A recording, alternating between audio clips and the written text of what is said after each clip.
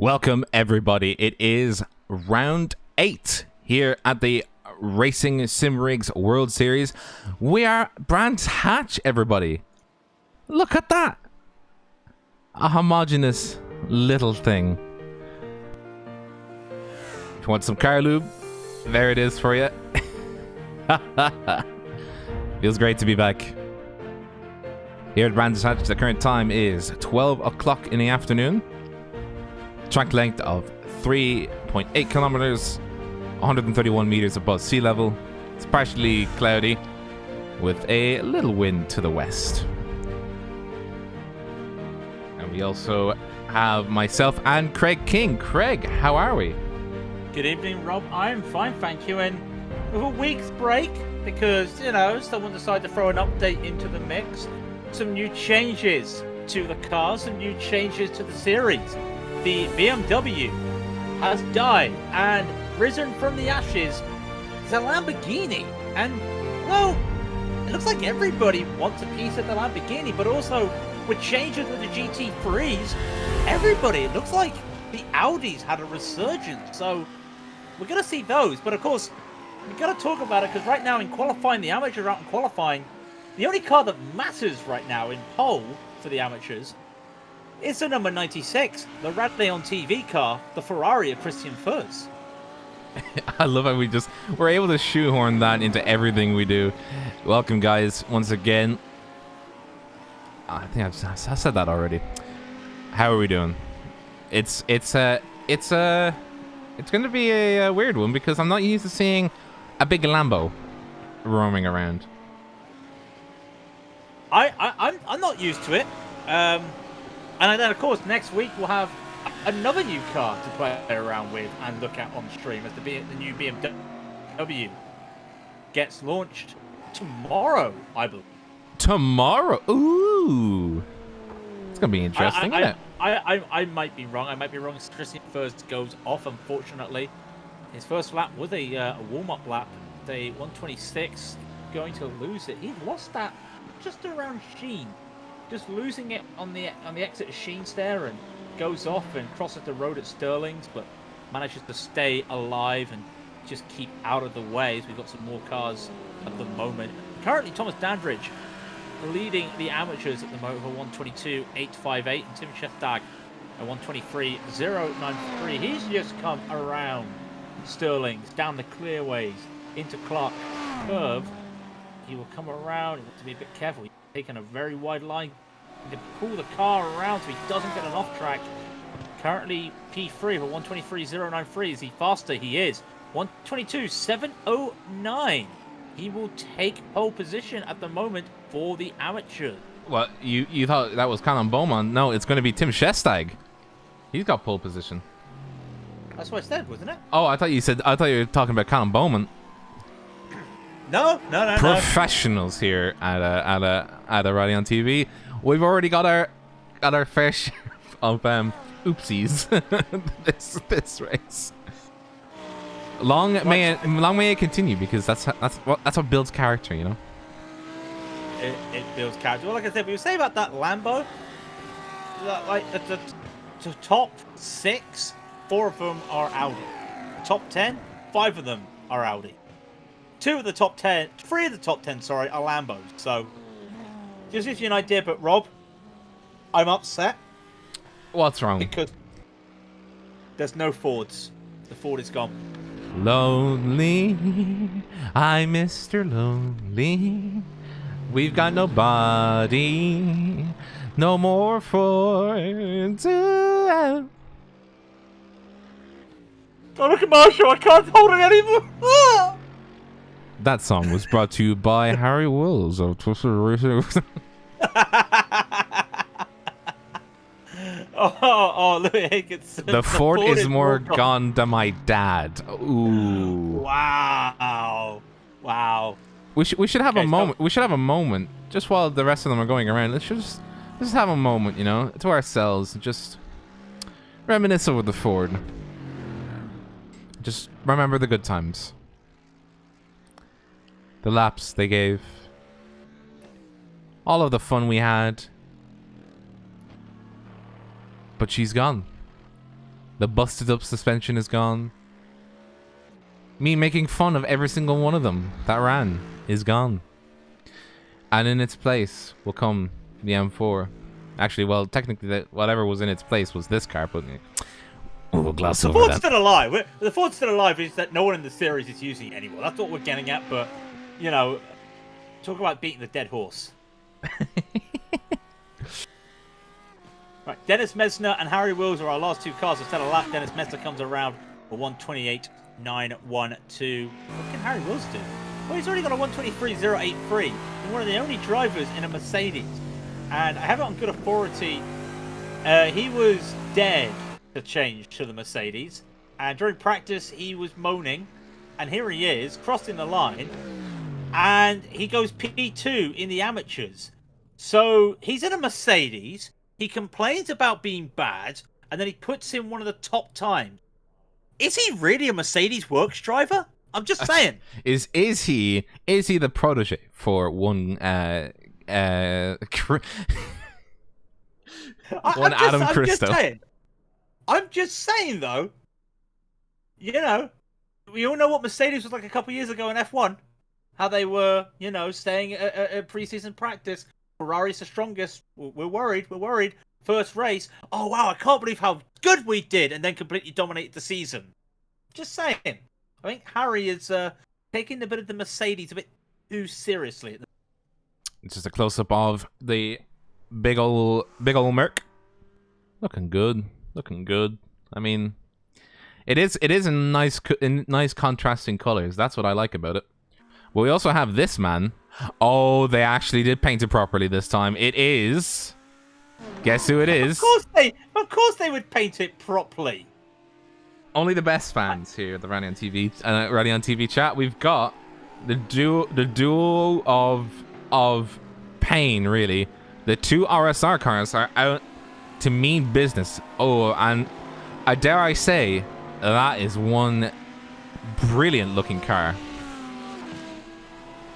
And look, to be fair, I was in a IndyCar race earlier with an RSR guy, and even that looked nice in an RSR livery. So yeah, no bias or anything, because we are. Where's he? Where is he?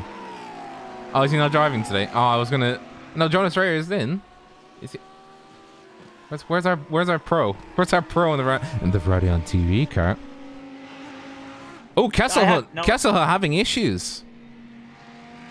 He's had issues during practice as well, but we got Oscar Cooper about to come around his lap. We haven't talked about Brands Hatch.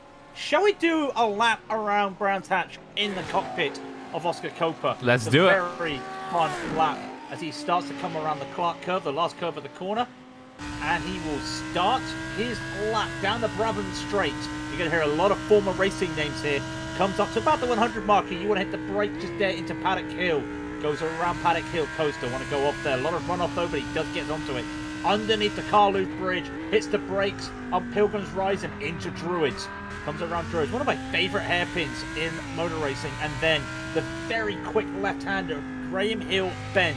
And into the Cooper Straight. Now, if you're an IndyCar driver, you'd be going right here. But nope, it's all left here. The double apex, the late apex of Surtees.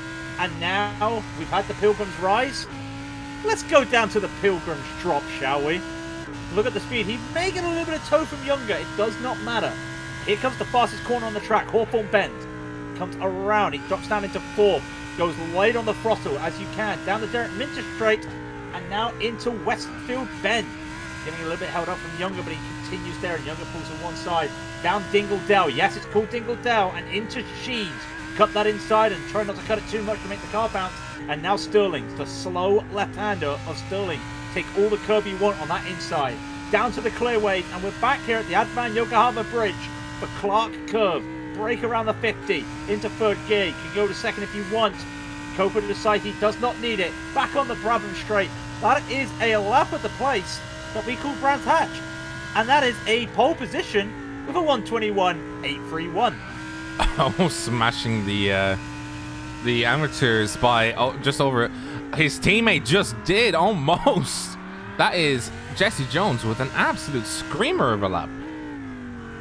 And then Milan Ticon's behind, who's actually a real-life Lamborghini driver on 122.584. Chris Daines fires in on 122.194 in an Audi. So an Audi is starting to split the post. As we now see, that is James Armstrong in another Lamborghini at 122.081. He crashes on his last lap. He's only doing one. So Kesselhout, he did have that issue. He's got damage to that car with that issue. He's only done 136.213. So does he have more damage than he's letting off? But that's going to be an issue for Kesselhout. He needs to make this lap count. Just seeing Milan Tikins going through. We did see the trail of what one car did. Going very wide, coming through the back end. Climbing up the hill now. Keeping it nice and tidy. That's the main... He's keeping it tidy, is Tikins. I think this is... Oh, interesting. He didn't take a lot of curb through Sterling there. I was very surprised at that. Sterling is a corner where you can take a lot of that inside curve. Decided, no, I'm just going to, take it normally. Also, I absolutely love the sound of just like the exhaust going bang. Beautiful sound, isn't it? Well, Tikins goes faster, but he's still P4. And now we're going to see Jonas Dreyer come by in the Ferrari. And that's a 123.514 for Dreyer. Kesselhut is going to be one of the last cars to come by. Oh, with the damage. He throws in a 121.918. Excuse me, the back of your car's got a little bit of a dent, and you still put in a sub 122 lap. Excuse me? Has Eggy put something on the roof of his car? That is the main question I have. Has he continued the tradition of saying gravity is not his he's just got Pro on the front. Oh, he's not got nothing on the roof. Ah, Eggy, you missed an opportunity, but he did go 11th with a 123.037. Jonas Dreyer in the Raidillon TV car. How aggressive are you being there?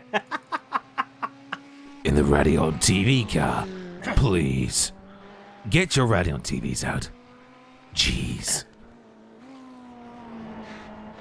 Qualifying, I think, is over. Shall we go over? Hold on, we got Jonas Dreyer still going round. Oh, Jonas Dreyer, sorry, I apologize. Jonas Dreyer was the last one. You just... Nobody saw me go into the wall at T1. Craig did. He actually did see you go into the wall. But we didn't show for the sake of not wanting to have you go into the wall. He goes 17th with a 123.294. That's going to be actually it for the boys. So let's get them results up on your screens.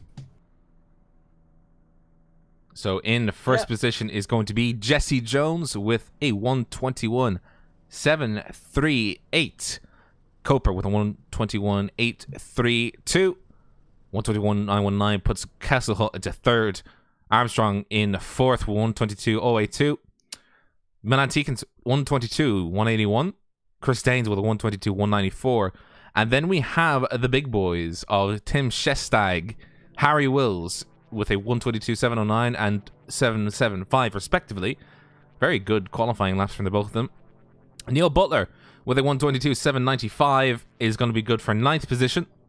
In 10th is Thomas Dandridge with a 122.858. Then in 11th is Eggy with a 123.037. He's gonna kill me for saying Eggy instead of his full name.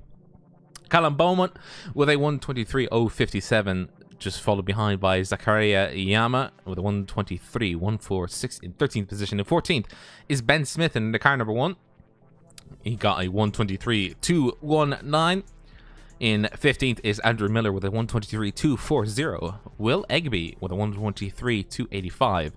Jonas Dreyer with a 123.294. Tobias Younger with a 123.365 is good enough for 18th position. Liam Ahern and Matt Heatrick 123.429 and 431 respectively. Two 10,000ths of a second separating the two of them. Oh no, 2 1,000, sorry. Separating the two of them. Then Chris Hamer and Simon Dodd with a 123.503 and a 124.340 respectively.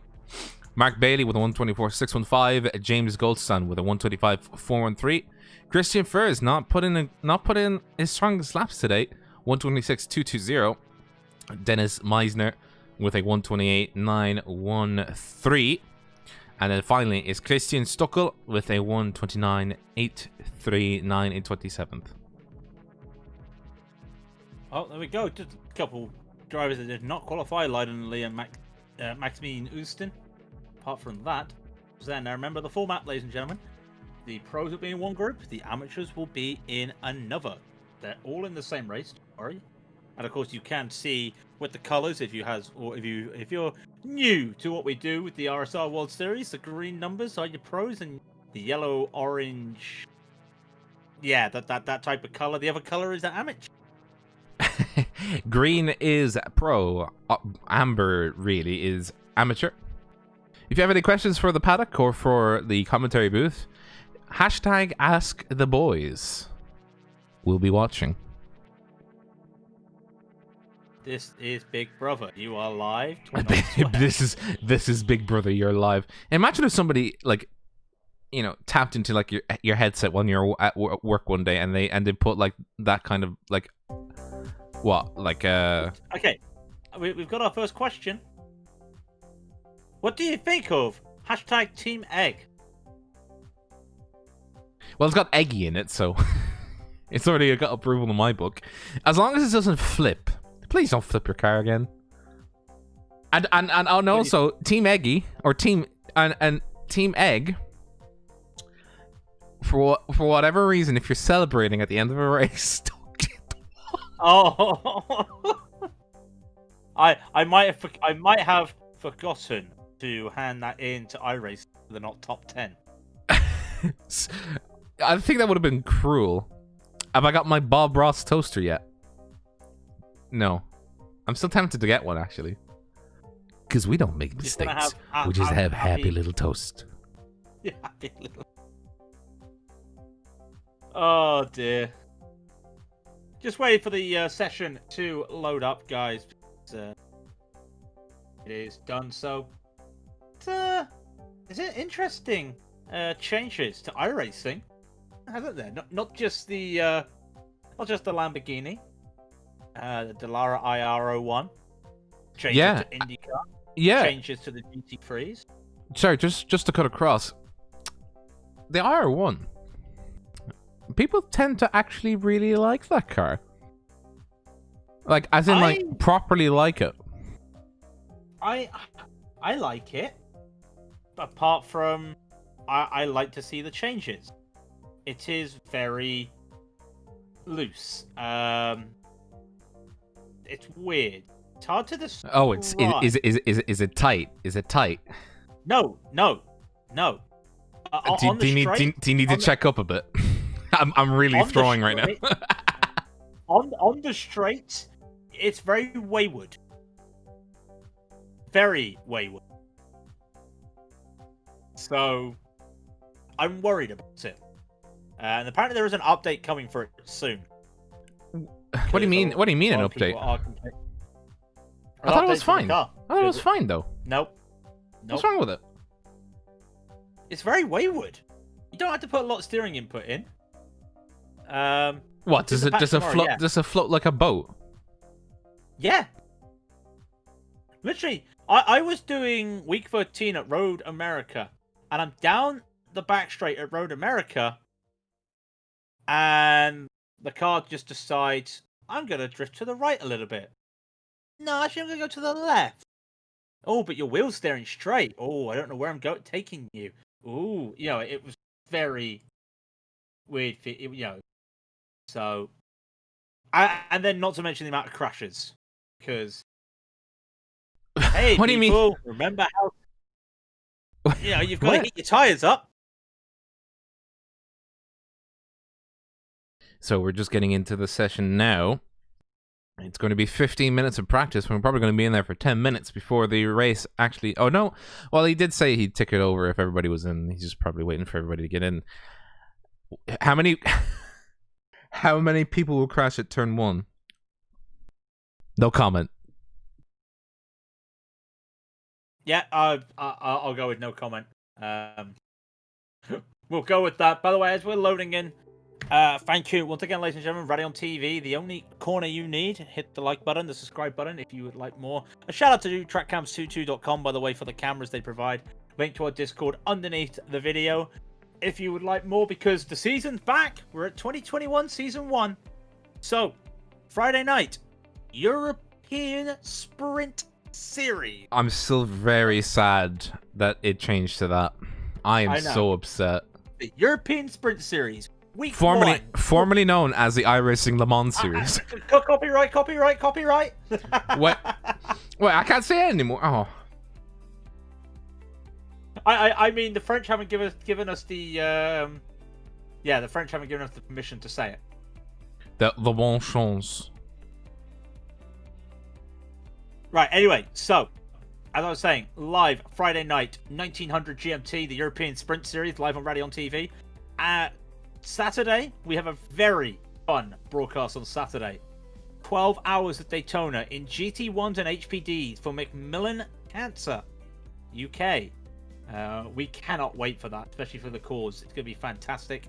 And then Sunday, the Huskenveld GT Challenge. Yes. New name. Who's this? Live at 1945 GMT for week 1 at Nordschleife. And yeah, that's an interesting one, because I don't know if you've seen the news. Huskenveld has a competition for the series. If you complete, you are automatically entered into a raffle for a set of sprint pedals at the end of the season if you complete a race. Absolutely. This is definitely going to be for the ones, or for the guys that, you know, they definitely need a new set of pedals. They're probably racing, you know, what's it called? You know, what's it called? No, not Huskenveld pedals. Like you have a Logitech G29 pedals and wheel. Oh yeah. And I mean, to be fair, not knocking the G29 pedals, by the way, they're probably one of the best out there. But you know, you're kind of you feel like you're kind of struggling. You feel like you could do with a new set of pedals. Maybe you had the G27s when you were younger.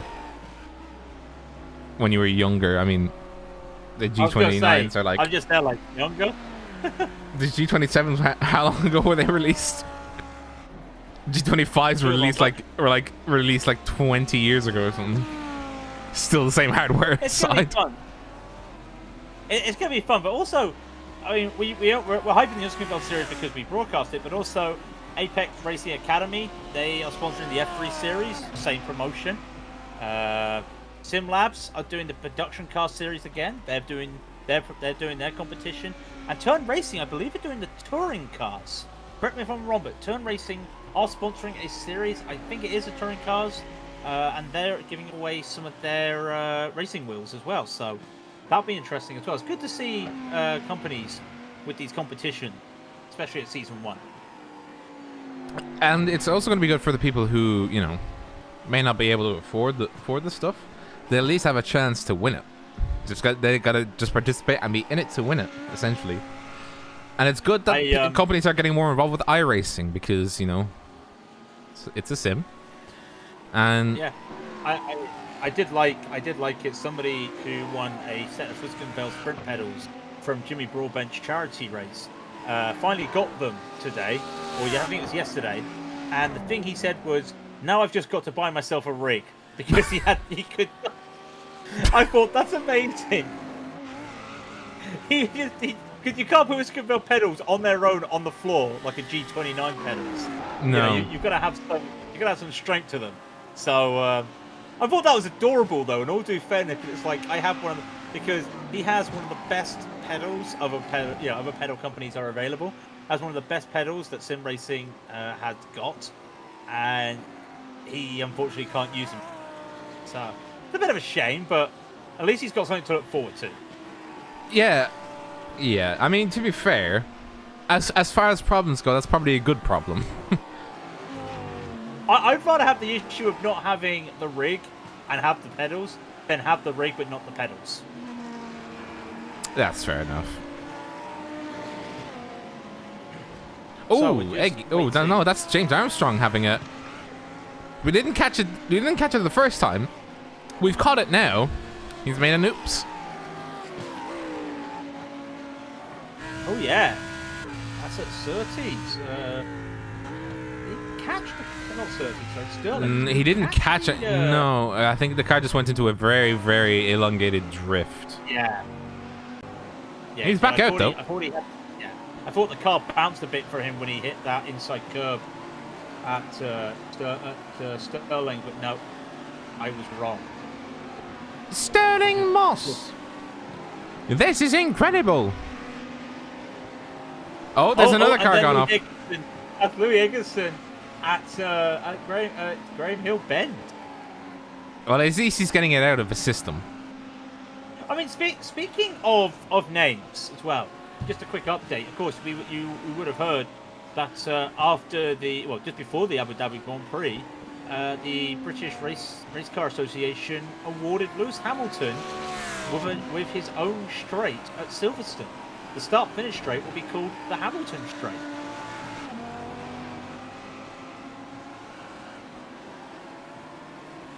You know, which when you think about what was it before? There was nothing. It had no name. No name. Had no name, and now it's called the Hamilton Straight. It's the only piece of track at Silverstone that is named after somebody. I thought it was named. I thought another piece of the track was named after somebody else, though. No. Unless I'm mistaking it for like a place or a thing rather than a person. Yeah, I mean, you've got the Wellington Straight, but it's not named after somebody called Wellington. I thought it was. I thought that would have been a throwback to somebody like the Duke of Wellington or something. I don't know. No. There is at Silverstone. There is no piece of that corner or straight at Silverstone named after a driver. I know. But I mean, it'd be amazing if they could have put Hamilton here at Brands Hatch, but where do you put him? But it wouldn't be fitting though, because he hasn't, well, in an F1 sense, he hasn't raced here. So it'd be equivalent to saying, "Congratulations, Hamilton, we're going to give you a corner name." Oh my God, you're going to name something after me? This is great. And then when he gets to it, it's like, oh, you're going to name you're going to name the toll road after me? What? It's Oland Park. It's Oland Park. Like, congratulations, Hamilton. We're giving you Oland Park. We're renaming it after you. Like, I've never raced here. Yeah, congratulations. It'd be equivalent of him going to like what's that track in Ireland called? I don't know. What is that track in Ireland? It's one of the only ones that's got an FIA graded listing, and it's like grade 4 or something. It starts with an M. I remember that much. Hey, you have a track that actually is a grade first of all, I didn't even know they went as low as grade 4. That's not a knock at Ireland. Look, we tried our best, all right? I mean, the fact that we even got a track, to get FIA approval is a miracle in of itself. The fact that they would trust us that much with the track. The fact that the FIA would trusted you enough to come over to Ireland. I'm sorry. You've done it now, Craig. You put it out there. I had to hit it out the park. No, you didn't. You could have just said nothing.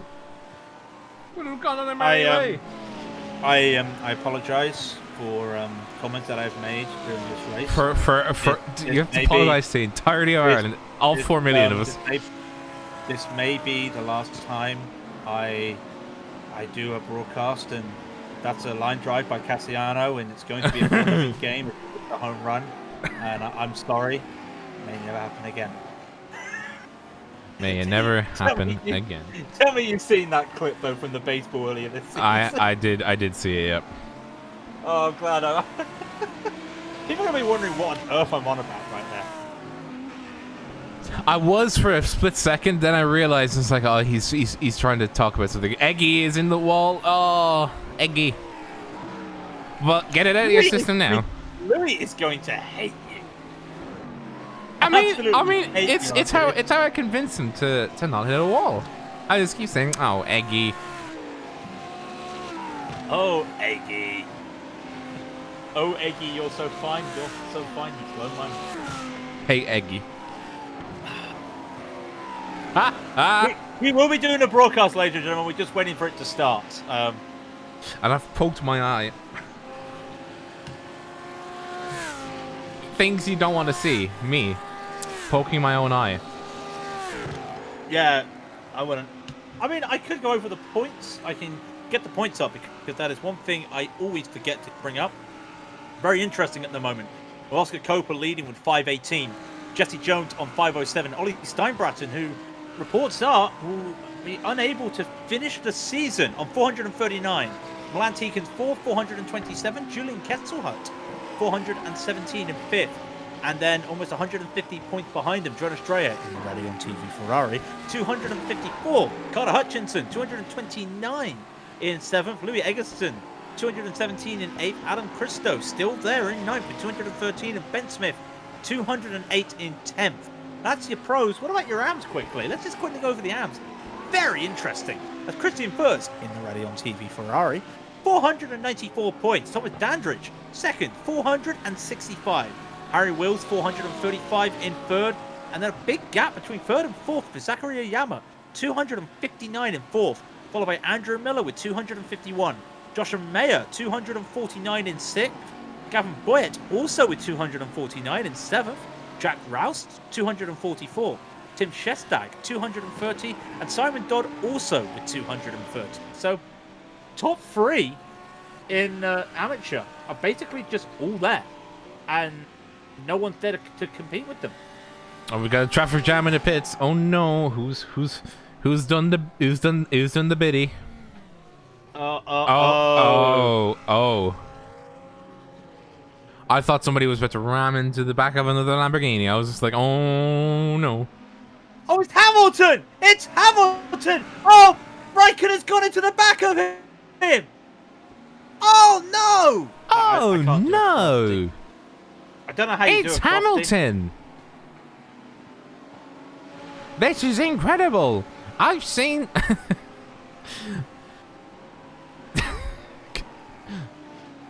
When was the time? When was the time? It was in some particular race in the 2000 season, I think, when Murray was like, he gave a prediction and then the prediction went the opposite way. I can't remember, but one thing I do remember is no. I can't remember who crashed, but he just kept saying that. But they are gridding up. We're having a race, ladies and gentlemen. It's going to be a full lap, though. It's going to be a full... Is it really a full lap around? It is, yeah. Brands Hatch going to be a full lap around. 13 pros, 15 amateurs.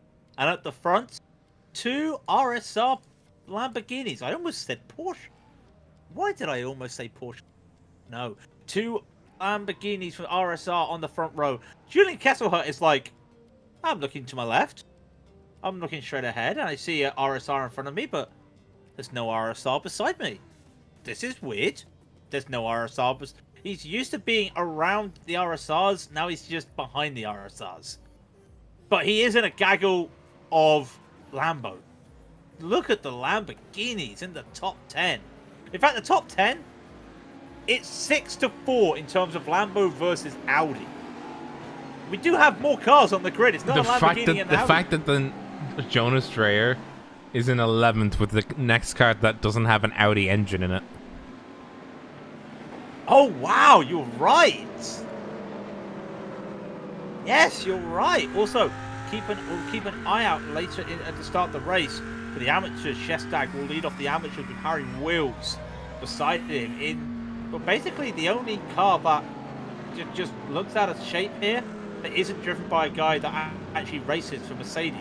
Because that was the only time we had a Mercedes in the series, really, was with Adam Christo. So Harry in Mercedes. But I'm curious right now because a full pace lap is not good for those that cannot keep the tyres heated.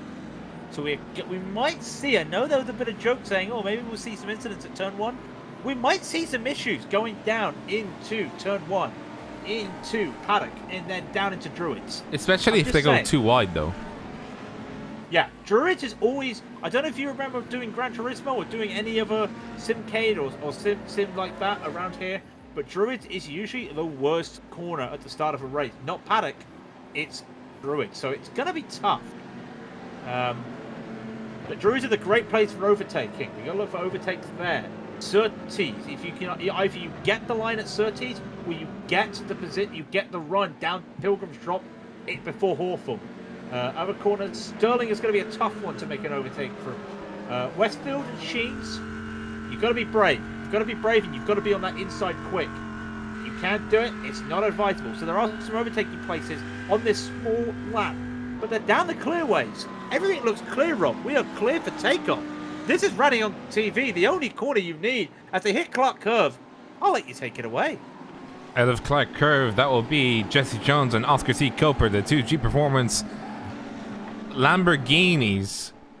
I'm still very not used to saying that. As they get held up into the starting zone, it will be just coming up to it, and they go now. Off they go. Jesse Jones and Oscar T. Coper for 13 minutes in race one, as Oscar T. Coper tucks into the behind of Jesse Jones. As the rest of the cars all come around, some of them are going to try and go too wide. That is Neil Butler shaking things up with Louis Egerton. All clear there. The amateurs, where are they? That's Tim Shestag leading the amateurs off. They're all going to tuck in. Criminy, they all actually tucked in very neatly behind one another. A little bit, yeah, a little bit 2x2 though near the back. I'll have to keep an eye on that. That looks like that is Mark Bailey making a move, or was trying to make a move on Simon Dodd. Was unable to, but keeps it going. So doing well there. They come around to Graham Hill and doing okay. Actually, in front of them, it looks like that is Yama with a great. Can he make that move onto Beaumont? He gets the inside there, but I don't think he's able to make it. It's going to be a drag race down Pilgrim's Drop between Yama and Miller. Miller's got the inside as they come down to Hawthorne. Yama might have to yield. They're trying to go too wide around Hawthorne. Yama makes it stick. They're still too wide. Down they go now. Derek Minter, can they do it? Make it too wide at Westfield. Yama's just a little bit curious. Oh, he's concerned, but he still keeps it too wide. If they make it through too wide at Sheet, I'll be impressed. They make it too wide, but Yama has finally yielded. Finally has he yielded. Brilliant racing by the two of them. That's Matt Heatrick having issues, I think. Who is the Monster Energy Lambo? Pass. I thought that was Simon Dodd, but it isn't. It's James Goldstein. James Goldstein in a Lamborghini, Monster Lamborghini. Never thought I'd see that. He had a little bit of a wiggle. We'll just show that very briefly here. As the two of them were battling in front of him, he just got up onto the grass. Ooh, a little bit of a wiggle. He kept it out, though. He's battling with the car of Liam Ahern. A little bit of door-to-door action. I mean, this is Brandon Satch. Touring cars go around here, and, you know, it's a miracle if you in touring cars if you don't make it out with a bit of a broken panel. But they've all made it around. One lap completely clean, and that is James Goodson looking at the inside. Coming through. I thought that was Graham, but it's not Graham Bend. A corner behind. No, you're into the dip breakout 100. Keep it going on the inside at 160 kilometers an hour. These cars can't do that. That is Jesse Jones. He's having issues. No. What's happened? Massive damage to the back of that car. He's lost it earlier. Where's he lost it? He lost it at Graham. He lost it at Hill. I've never seen that. And the impact. So much impact. He does know, and you can tell. And he's lost it again now. He has lost the car again and has towed. Lost it at Sterling, and he is towing. And one of the championship leaders is almost out of this 30-minute race. Oscar Copa will take the lead with Kesselhut now just about a half a second behind him. That is big, major. Well, it's a major shift in the paradigm because he'll have to sit in tow, and if he doesn't do this first race, he's not going to score any points because, well, he's down. That was very unfortunate, but unfortunately, there's not much. Not much he can really say other than, well, like, I lost control of the car. Christian Furs has gone. I'm not sure what happened there. He's going side by side with somebody. Oh, just lost it He's going side by side with a car going down into paddock and just went too hard. So Christian First now at the back of the amateur field as well. Try and get some. He's battling with Mark Bailey coming in through, and he just overcooks it. And another car did the exact same thing as well. But he kept it out, kept it nice and clean, and oh, he just got tipped in the rear by the car 73, I think. Unless I'm... Oh, we've had a big one. Sorry, we've had a big one. While we're just looking at that, Liam Ahern's done what I expect, what I said was possible there. He has gone off, he's clipped the grass out of sheen, and as he clips the grass, he's spinning around, he hits the wall, and with all the momentum he comes back onto the track, and he catches Simon Dodd. Simon Dodd gets a hit in the front, and I think he's got quite bad damage as Dodd. He's losing time right now. Yeah, that's quite a lot of damage to his front right there. And he lost control coming onto on the final corner onto the straight, just losing the back end. I think it's just not going to be his day on this first race, but he has got the second race. It's always race 2 for these guys, so never say never, really. Let's get back to the pros though, Rob, because the battle for the start. Oh, James Goldstein has been given a stop and go. That is for a qualifying infringement. But we'll keep an eye on this pro battle though. Kesselhut versus Copa. Kesselhut went purple last lap by a 10th second over Copa. Coming down to the start-finish rate, the gap is now 0.2 of a second. Can't really get anything through paddocks. If he gets a good run out of paddocks, he might be able to make something at Druids. And you can see Copa almost sliding. So this might be Kesselhut's move. Copa realizes that Kesselhut has to go around the outside of Druids. He almost makes it. Just runs out of tarmac. Has to come back in now for Graham Hill. Good defending there from Copa. Kesselhut will fight again through Graham Hill. Do not want to make the same mistake that we saw Jesse Jones make. What about Surtees? He makes Surtees. He goes wide, he goes in. Cannot make it. It's going to be a drag race, Rob. It's going to be a drag race down to Hawthorns. Can Kesselhut make it? Will Copa go for the defense? We'll see. On the outside goes Kesselhut. He backs off. Is he going to try and over-under? He looked like he was thinking about it. He was definitely thinking about it, and then decided, no, I will present myself another opportunity when I can safely see it. And the two of them are still struggling, or well, not struggling. They're being in contention, massive contention right now with each other as they come around to do another lap. This is lap 6 they're going on to of tentative 22. Doing well though with Copa with that good defense here. Keep eyes onto that as Kesselhut blinked. Kesselhut don't blink. He blinked, and I tell you what, it's going to be interesting because behind them is Chris Daines and James Armstrong, and they are about to almost do the same thing.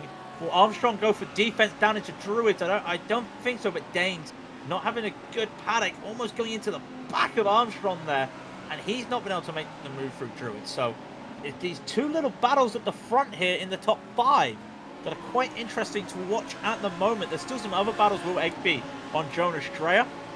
But that is at the moment the pros. Still, Tim Shestag leads amateurs. It's on the screen. Action everywhere at the moment on this tight track. Oh no, Shestag! He's lost it. You've just jinxed him. Oh no! He lost control coming out of Graham. He almost lost it just like the one and only Jesse Jones. Yeah. By the way, Ben Smith has had to tow. He's got damage, and James Goldstein retired the car for race 1, so he'll be back. I'm hoping he'll be back in race 2.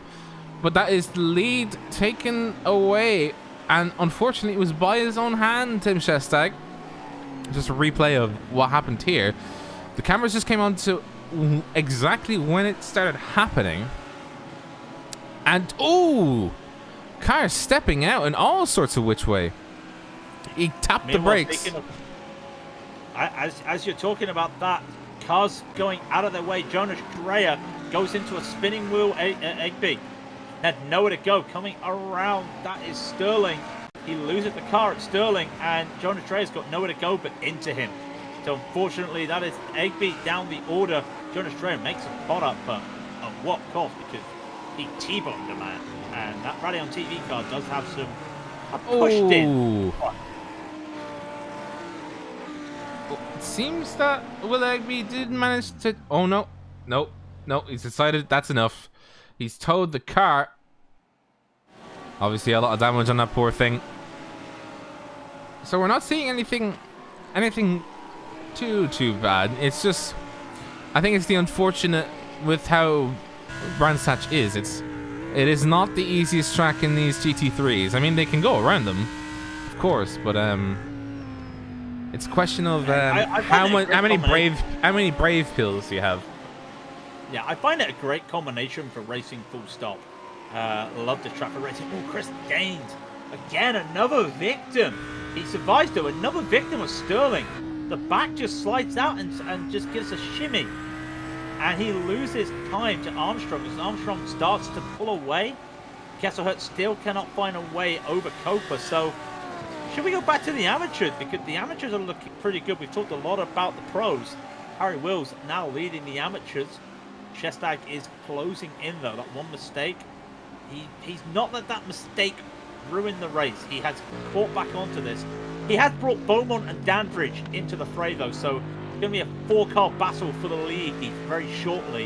And it's going to be a train. And if this train gets held up for a lot, because one of them trying to make a move, we could see some more cars like Miller and Yama get involved. So this 4-car pack at the moment, a second and a half between first and fourth in the amateurs. But like I said, could get closer. Just 2 seconds separate first position in amateur to fourth position. So it is going to be quite interesting. And that's James Armstrong. He's gone as well. Issues everywhere on the scene. Oh no. And it is out of certainties. He caught the grass. No. Oh, poor James.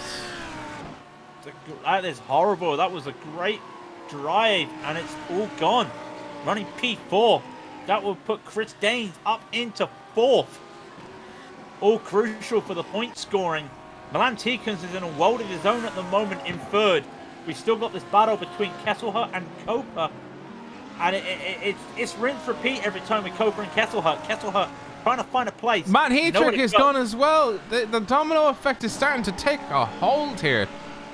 The grass is lethal. Oh, indeed it was. Just the edge of the tires. Look, have a look at this. This is Matt Heatrick coming into the second to last. I'll show you how close, like how little of the tire was actually on that grass. Look at this. There he goes, and bang, the car just goes. You're not missing anything while you see the replay. We're still keeping eyes everywhere. Will Shestag, Beaumont, Dandridge still your top four? Oh no, Tim Shestag's gone again. What have I done? You keep cursing the man. He did almost the same thing as Armstrong, but again, saved the car. But in saving the car just twitches to the right, and now Shestag down into, I want to say that is fifth. That is fourth. Still fourth in the amateurs, yes, but he is off that train now, and Harry Wills can just breathe a little bit more for another lap or so. As Beaumont is a second behind him now. I think at this point we've been responsible for 4 deaths. I think that's a tally. But at the very least, there's still racing going on. It's just unfortunate that people are having issues. Jonas Dreyer, by the way, a big mover. Ooh, that is Eggy, or Louis Eggertson. We call him Eggy, by the way, for everybody watching at home. You do.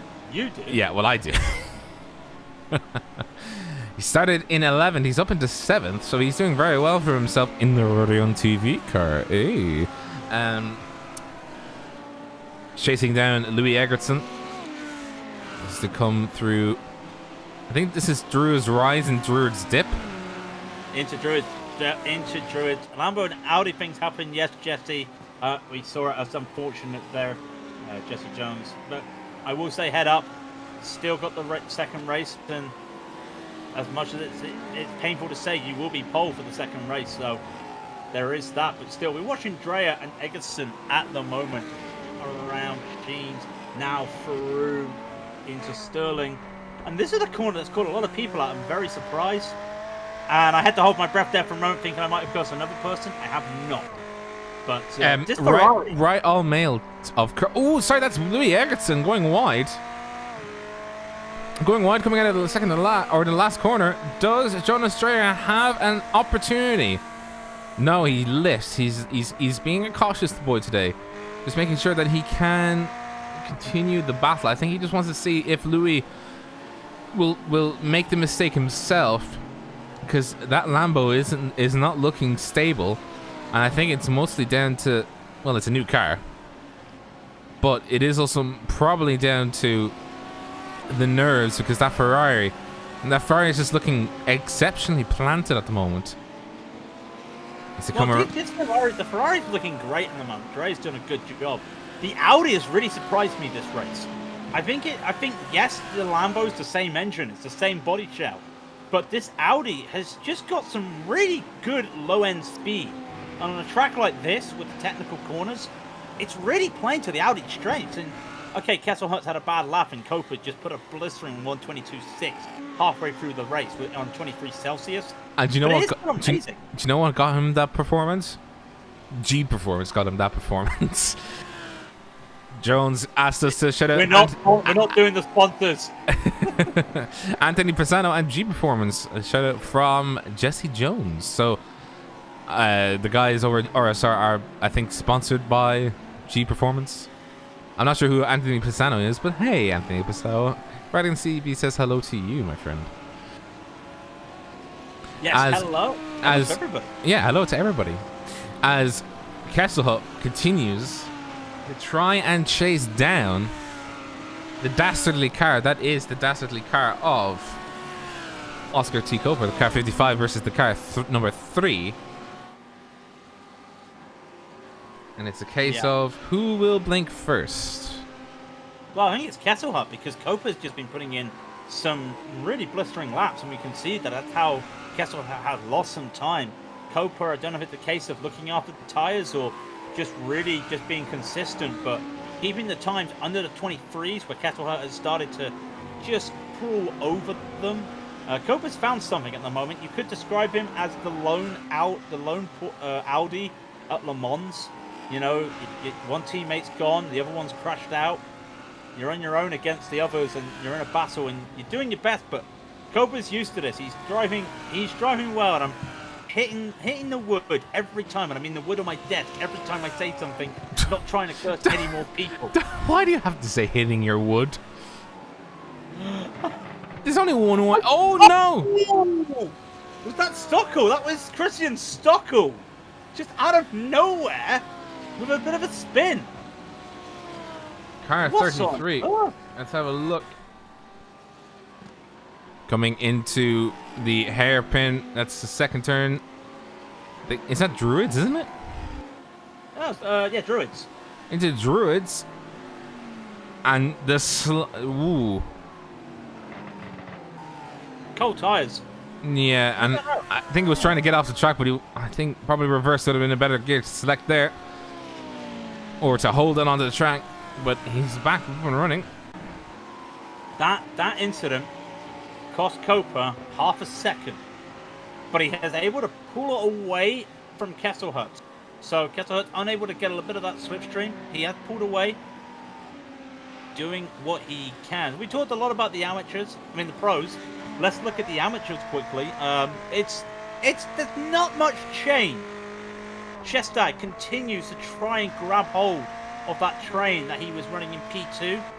Currently running P4 behind them. Yama and Miller continue to battle, and we saw early at the start of the race those two going side by side. Well, Yama managed to finally get past Miller a few laps ago, and now it's Miller playing attack, and unfortunately not going well for him at the moment, but still your leader in the amateurs, Harry Wild, as he continues to hold off the charge from Beaumont, but losing 0.3 of a second compared to last lap.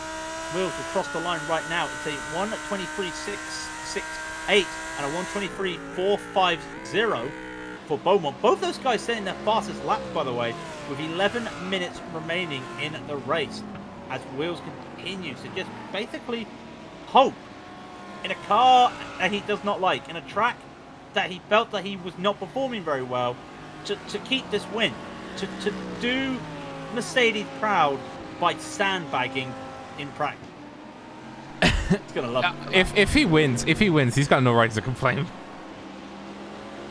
No, he's got no right. No, I would like it if he just came on and just started doing some, Mercedes quotes. Bono, my tyres are gone. I'm not going to curse anything at the moment. But if he had done a spin, I would have just lost it. I would have just like everything. My lungs, my head would have just went. Basically, I would have had to have made sure you muted yourself, and I would have just had to take over the stream. Yeah, this is the one-man show now with your host Craig King. The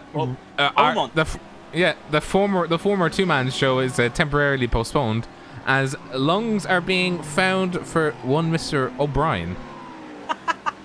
Well, Callum Beaumont continues to close the gap, and of course at the same time that brings Thomas Dandridge, the top three, all separated by a second at the moment. As Beaumont's catching to Wheels, but at the same time he's got to think to himself, if I make a mistake, I'm going to be losing P2 here. So these three continue to go around. It's a Mercedes, a Lambo, and an Audi.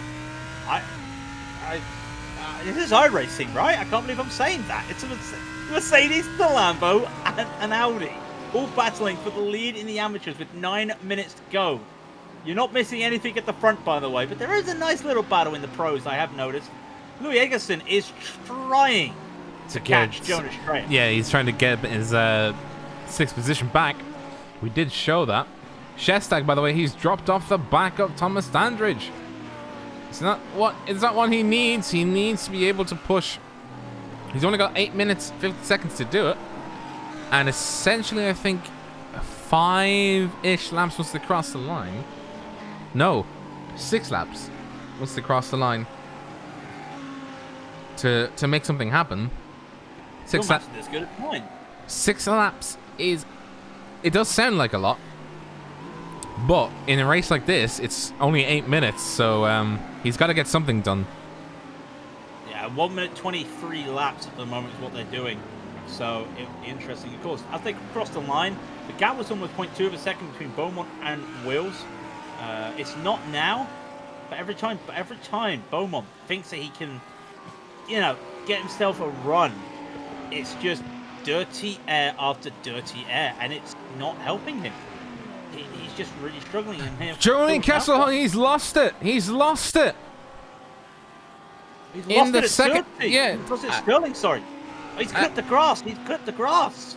He's done the same thing as Matt Heatrick did in the same exact position.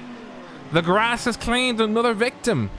He's down in third. He's lost second place to Milan Tikins. Milan Tikins going to be absolutely happy in his car, jumping up and down with joy. He's able to gain a position, but now he'll have to hold it because Julian Kessel is on a mission to make sure that this little issue is squared away and not lose second position to Tikins. But Tikins, I mean, he's got real life experience with this car, so he's not going to be the easiest nut to crack. So a fight is about to commence as Julian Kessel and Sam caught up to the rear end. He's only 7/10 of a second behind Milan Tikins as they go into the dip and then back up into the fresh air of the English countryside. Coming through. Let's just put over this, right? He's gained half a second already on this lap as Kesselhut over Tikins. I mean, he may have lost all that time on Copa, who, by the way, went purple last lap, so I don't think he would have been catching him. But Kesselhut's gained half a second, and that is through the start of Brands Hatch, the Druids, Graham Hill, Surtees, as he blinks, but he comes back. So to pick up all that time is fantastic. He might get that P2 back. It's what he wants. You can see that's what he wants. We'll see the times quickly as they cross the line. It's going to be, oh, I've lost it now. It's going to be Teekins. It's going to have a 23.714. It's a 23.326 for Kettle Hut. So he really loves the start of this track. He really loves the early sections. And he's making it work, but he always dives really hard into Druids. And he loses a lot of time for it. I think he got a little bit overambitious there. He will continue to battle, though, losing 0.2 of a second just by that one mistake at Druids. But if he gets a good 30s, you know, he's been taking a really good line, wide and in. You want to take that late apex really well there, yeah. He'll just continue to gain more and more time. Fantastic. You know, well, apart from the fact he's fun, but just some great driving right now from Kesselhut in that Audi. It is going to be Kesselhut and Teekins for second position. They have 5 minutes to see who comes out on top. Meanwhile, Callum Bowman has caught up right onto the rear end of Harry Wills, and look, he's looking very threatening now on the rear of that AMG. It is Italian, how would you say? Italian pedigree, outlandishness, okay. and bonkers ideas of the Lamborghini as he goes looking on the inside. He doesn't make the move. He's peeking looks at Harry Wills and going to see if he can actually, you know, if he can make the move in a place where it would be safe to make it, sort of on the pit straight. As they come through, second and last corner of Sterling, all making it through. So now Tim Shestak, that's Zakaria Yama. No, I heard something and I thought it was something bad. I was right. Zakaria Yama lost it at Sheens. Lost it at Sheens. Oh, the grass claimed another victim. He went very wide as well, and he's losing time. He's going all the way down the order and almost going into Christian Furs. Bit of an unsafe rejoin there from Yama. As we were saying, though, I wanted to keep onto it. Shestak's caught up to the back of this pack, by the way, for the lead of the amateurs. There's a second and a half between the top 4 of the amateurs. Meanwhile, Teekins continues to battle Kettlehut at the front. You'll see it on the timings on the timing tower, the gaps. Those gaps are constantly updating. So while I will tell you the gaps, you can see them yourself. It is nip and tuck between these guys. Kettlehut continues to charge them down. We'll wait to see if Beaumont, as he had another look going down into Hawthorne at Wills. Not a move there, and he's too far behind to even think about it. But as they say, I think Beaumont is now starting to force the issue, and Wills, he's got to make sure he's got ice in his veins, because he needs to just ignore what's happening behind him right now. Just keep driving that Mercedes and not worry about that Lamborghini just right in his face. Lamborghini's going to try absolutely everything he can to upset or otherwise get Harry Wills into a situation where he can just make a pass. The flashing of the lights has happened. That Lamborghini's pulling over to one side, letting them through. What a good lad.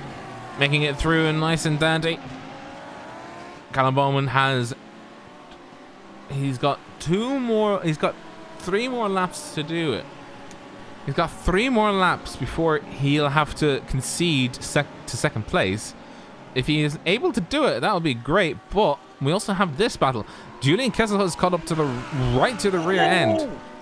Beaumont almost lost the car. As he went away from him, he clipped the grass out of Graham Hill Bend, and the car twitched. He's lost the back of Harry Wills. He's still there. He's still in second for the amateurs. As behind him, Shestak and Dandridge are right on him, as Shestak wants to make a move on Dandridge and cannot.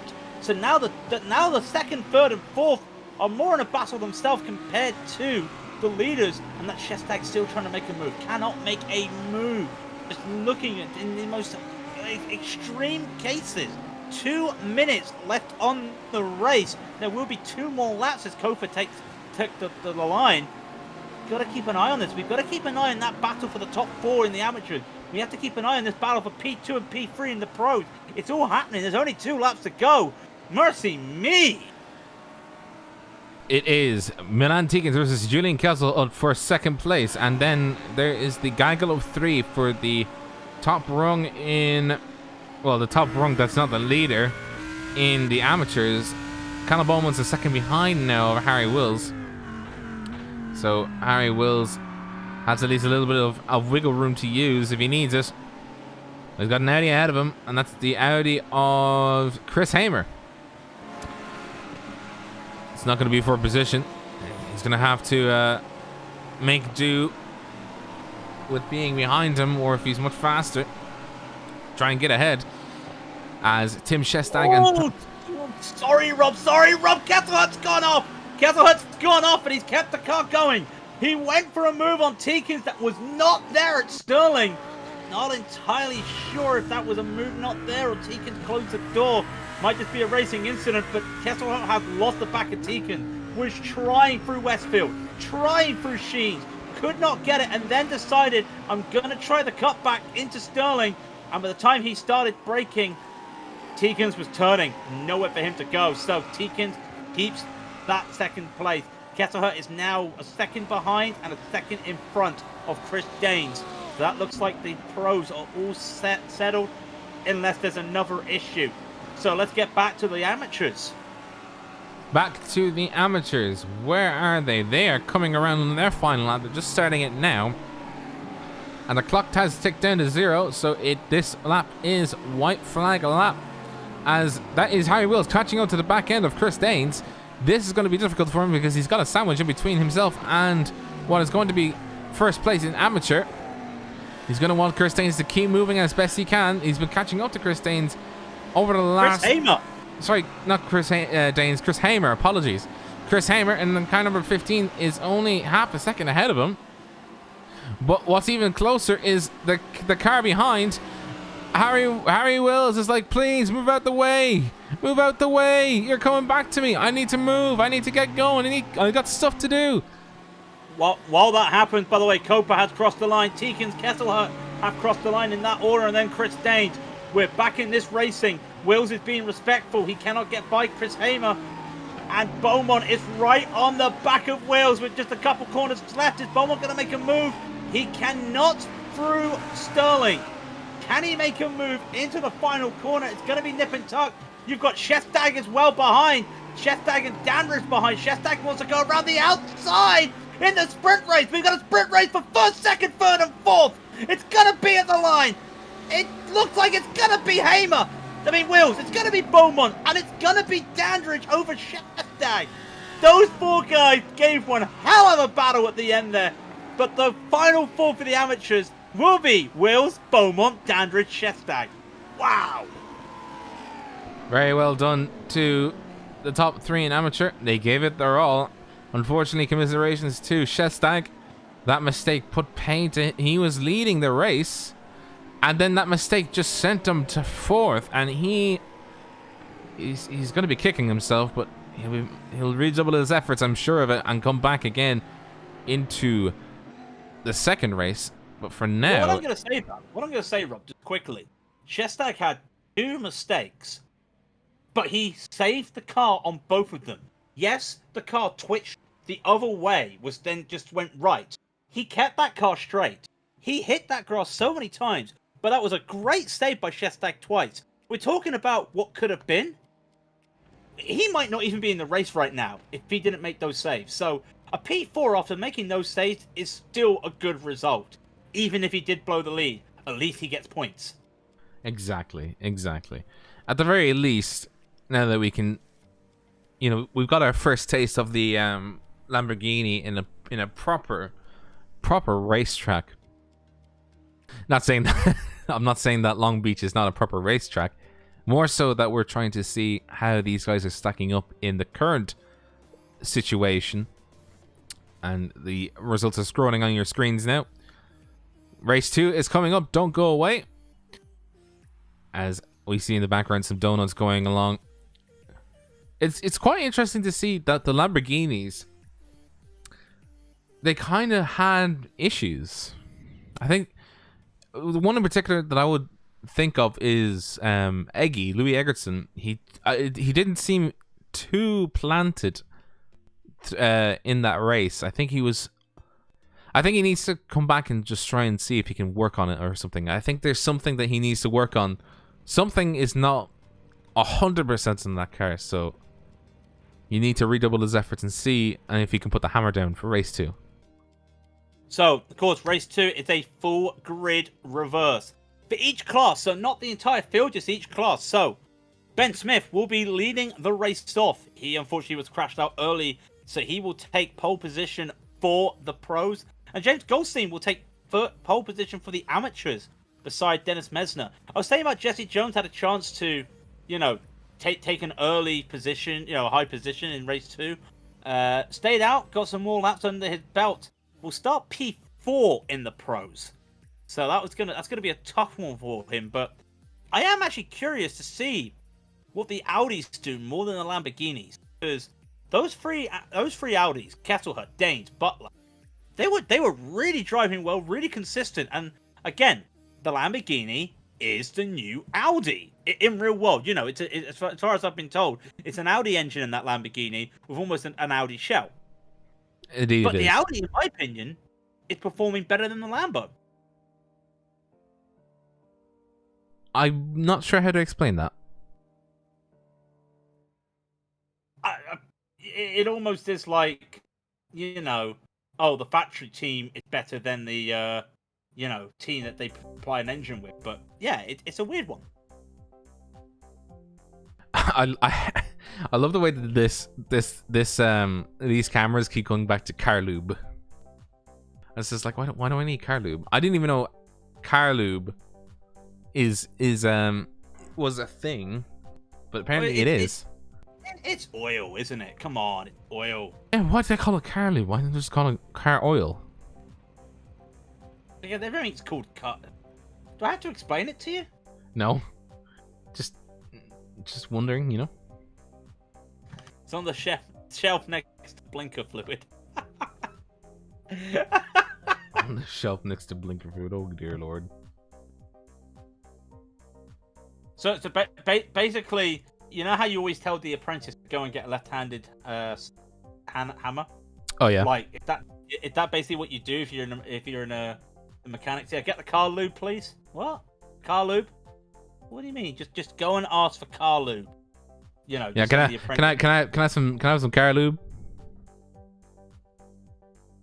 What's going on? Right. So we are waiting for the second race session to start. So once again, thank you very much, ladies and gentlemen. Raidillon TV, the only corner you need. If you like what you see, hit the subscribe button, hit the thumbs up. They actually have memberships. Rob, we do. We do have memberships. If you like having emojis in your life, or do we have something for you? We've got some sick emojis. Let me just hit you with them emojis. Oh yes, get them in you. How? But yes, if emojis aren't your thing, we have a Discord link underneath the video, and also shout out once again to trackcams22.com, providing the cameras that Rob so loves because it sends him to Carlu. Where? Well done. That's what the cameras gave you, wasn't it? I thought that. Pass. Like I said, while we were waiting, of course, remember, this week, the 2021 Season 1 begins. The European Sprint Series, new name, who dis? At Sebring. I know, Sebring. 1900 GMT on Friday. Saturday, we are here for the 12-hour Daytona charity race of Macmillan Cancer Research. Okay. And then Sunday, the Nordschleife. 1945 GMT, the Huskenveld GT Challenge. Under the Huskenveld Challenge. I still trying to get used to that name more than European Sprint. Yeah, I'm gonna be getting it wrong for like the first race. I already guarantee you that. We'll just call it the GT Challenge. I think that's what they do, and that's what they do on the forum. It's just called GT Challenge. Also, can we please get the forums to change it, because it's still calling the forum the Le Mans series. That's gone. Change it quickly. We don't need to see that anymore. I know, Rob. I know. Let it go. It's gone. just like I had to accept that the Ford is not in this series because no one's racing it. Just accept it, okay? I mean, I'll accept that with everything. I'd accept that wholeheartedly. No questions asked. I refuse. I refuse.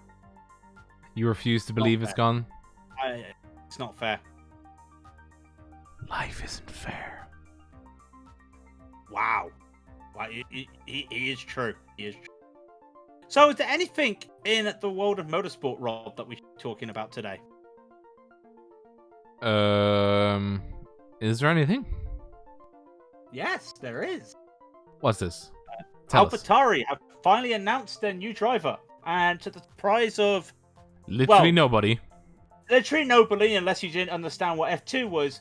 The man that could have been F2 champion, Yuki Tsunoda, is driving for AlphaTauri as it's goodbye to Daniel Kvyat.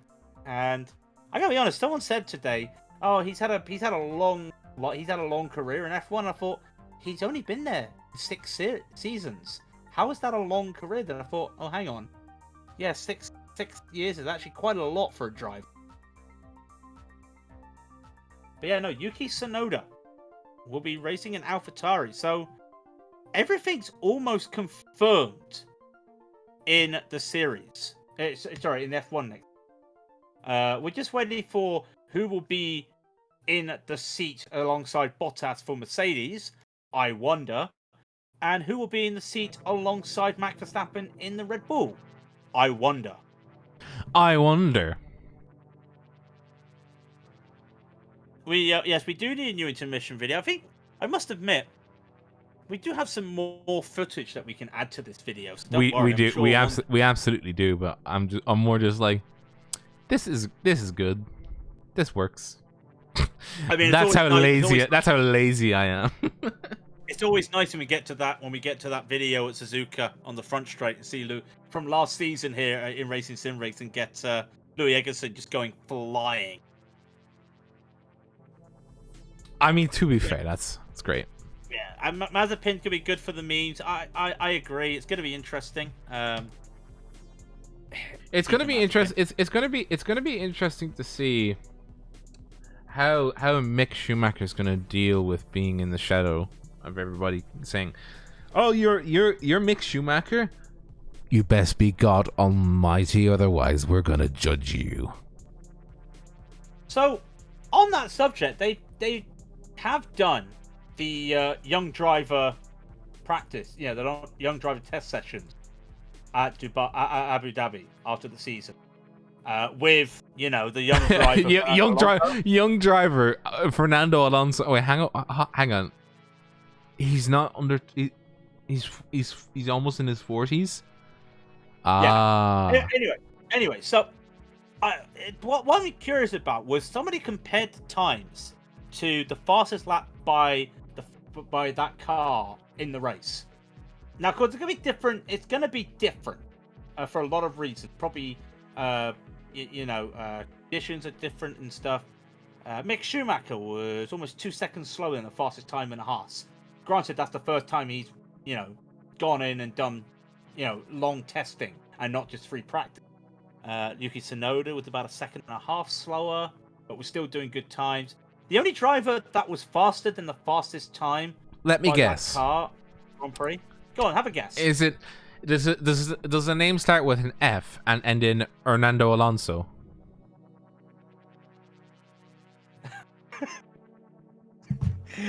Hernando Alonso.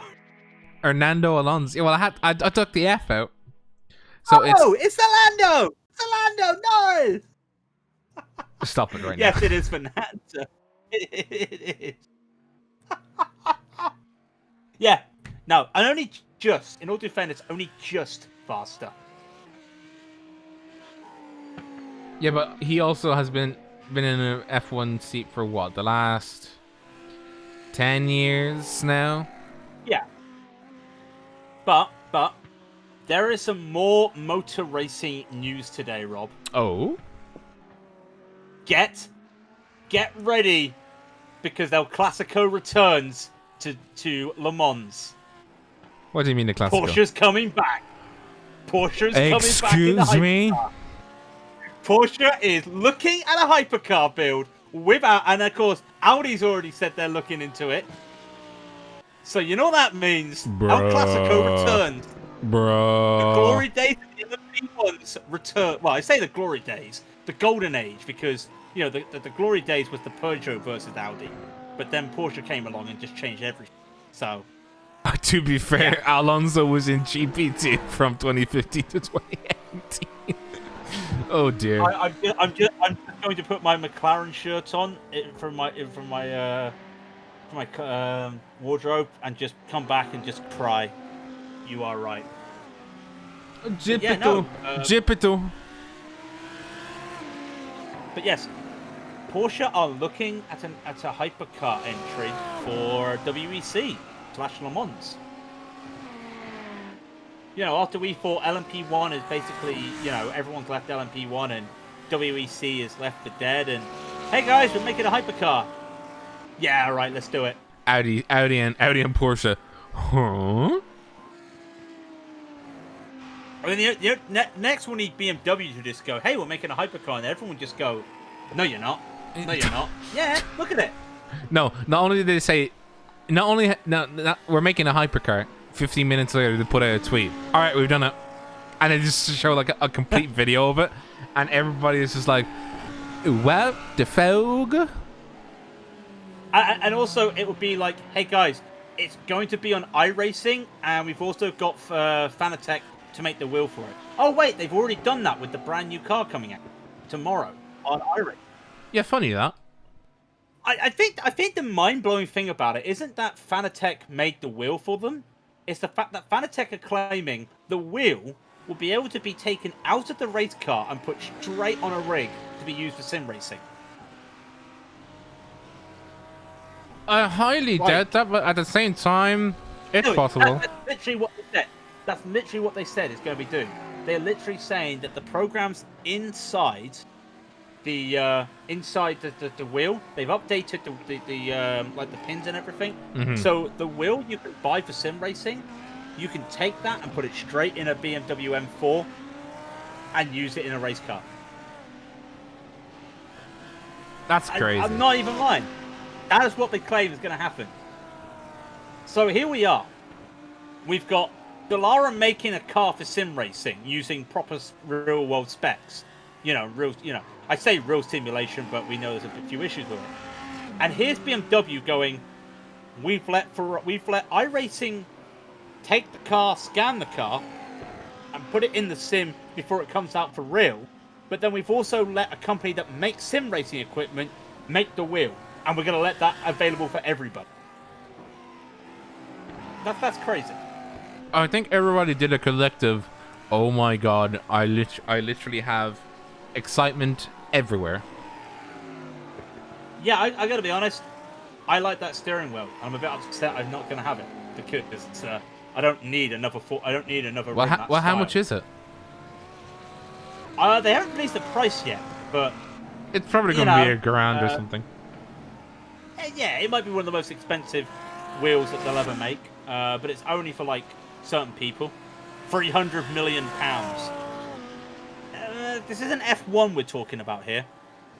Harry Wheels comes in, winner of the amateurs. Hard work, sweating like mad. Harry, we have to talk about your sandbagging. That's all I'm saying. Sandbagging. You come to the practice, you crash, you crash, you moan, and then, oh look, here's a Mercedes on the front row. Oh look, the Mercedes won. Harry, does your surname end in Hamilton by any chance?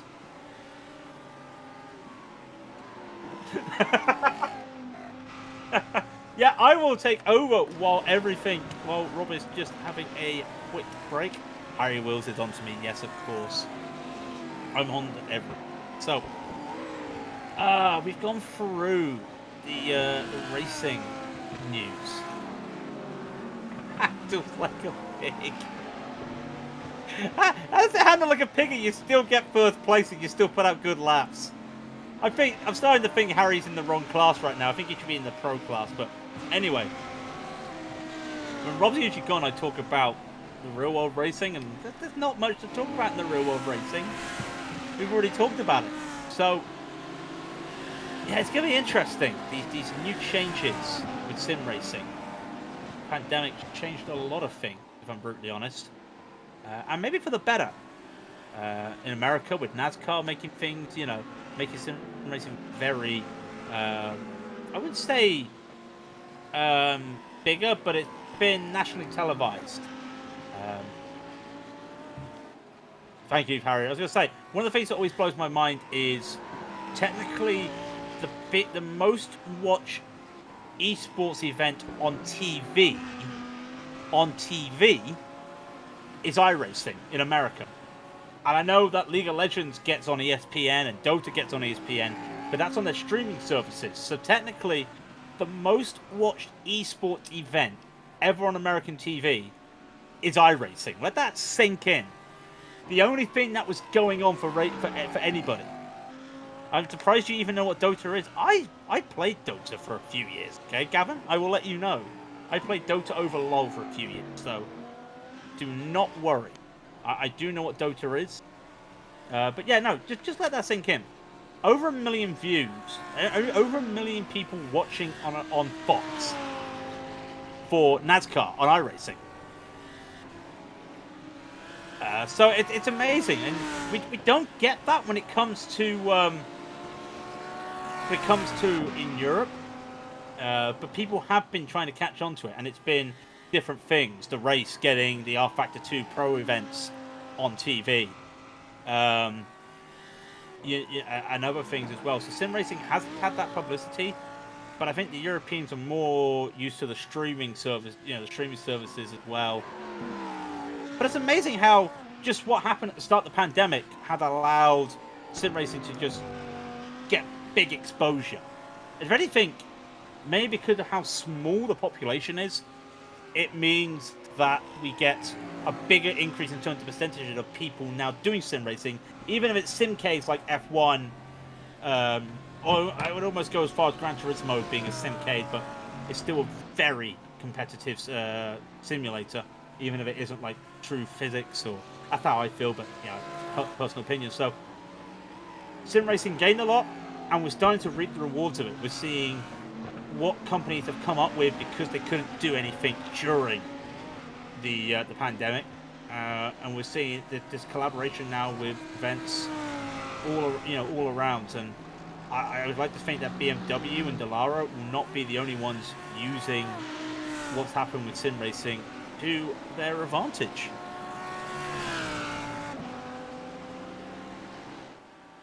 So as you can see in the practice, we've still got, 244, 243 left to go before practice.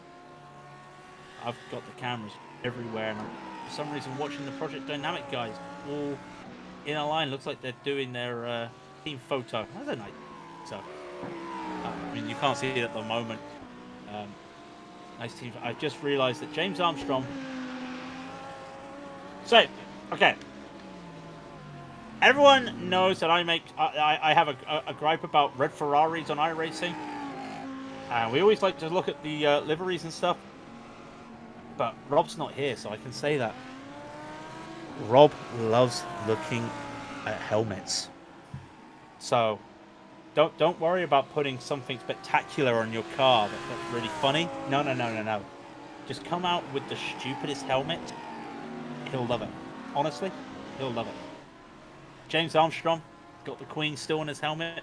Fantastic. Other people have got some serious helmets. Some white ones. There's not a lot of Stockel might have a Me6. Well, no, he doesn't. But you've got all these joking ones that you can see around. But a lot of the guys are using some proper helmets or standard iRacing helmets. But yeah, if you want to get noticed on a Raidillon TV stream, just have a weird helmet. Oh, you made the Queen livery, Mike. The Queen helmet. Oh, okay, brilliant. I now know who I can point it to when Rob starts going on about it.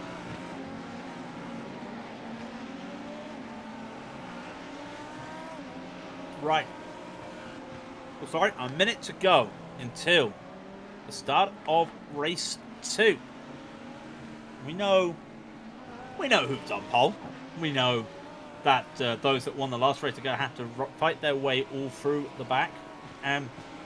Last time the RSR World Series was here was press day for season 1. Very different back then with the reverse grid in RNG format. And to be fair, it didn't provide a lot of shocks. It provided a lot of drama, late drama with overtakes and drivers having to work their way back. But it's also going to be a little bit warmer at the moment. 24 Celsius, 75 Fahrenheit. Actually, while Rob doesn't have the information up for you, I'll just quickly go over it for you because we do have a wind that is now 20 kilometers an hour westerly. And when I say westerly, that means we're looking at about... You're going to be feeling it hit you on the side, I believe, when you're going up the Brabham Strait, and you're going to be experiencing a little bit of forces pushing you to go down to Pilgrim's Drop. But practice time has expired. It's elapsed. Get ready.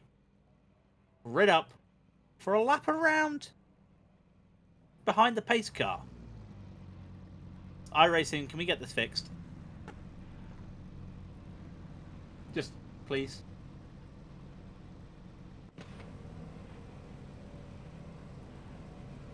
Anyway. See, Egby will start on pole. James Armstrong next beside him with Jesse Jones, Tobias Younger, Chris Hamer, Louis Eggerson, Jonas Dreyer, Neil Butler, Chris Daines. Then Kesselhut, Teekins, Coper, and sorry for the pros. Losing my time here. Goldstein not here, so Lee Mahern will take the pole position. For the amateurs, Christian Stockel beside him. Lyden Lee will be there next with Simon Dodd behind them. Mark Bailey, Christian Furse, Yama, Matty Trick, Andrew Miller, Tim Shestag, Thomas Dandridge, Callum Beaumont, Harry Wills, and Josh Seymour will take the back. I think missed first race. So Harry Wills does have a teammate in Twister. So we got two. We got two Mercedes at the back of the field. What can they do? I wonder. What can they do?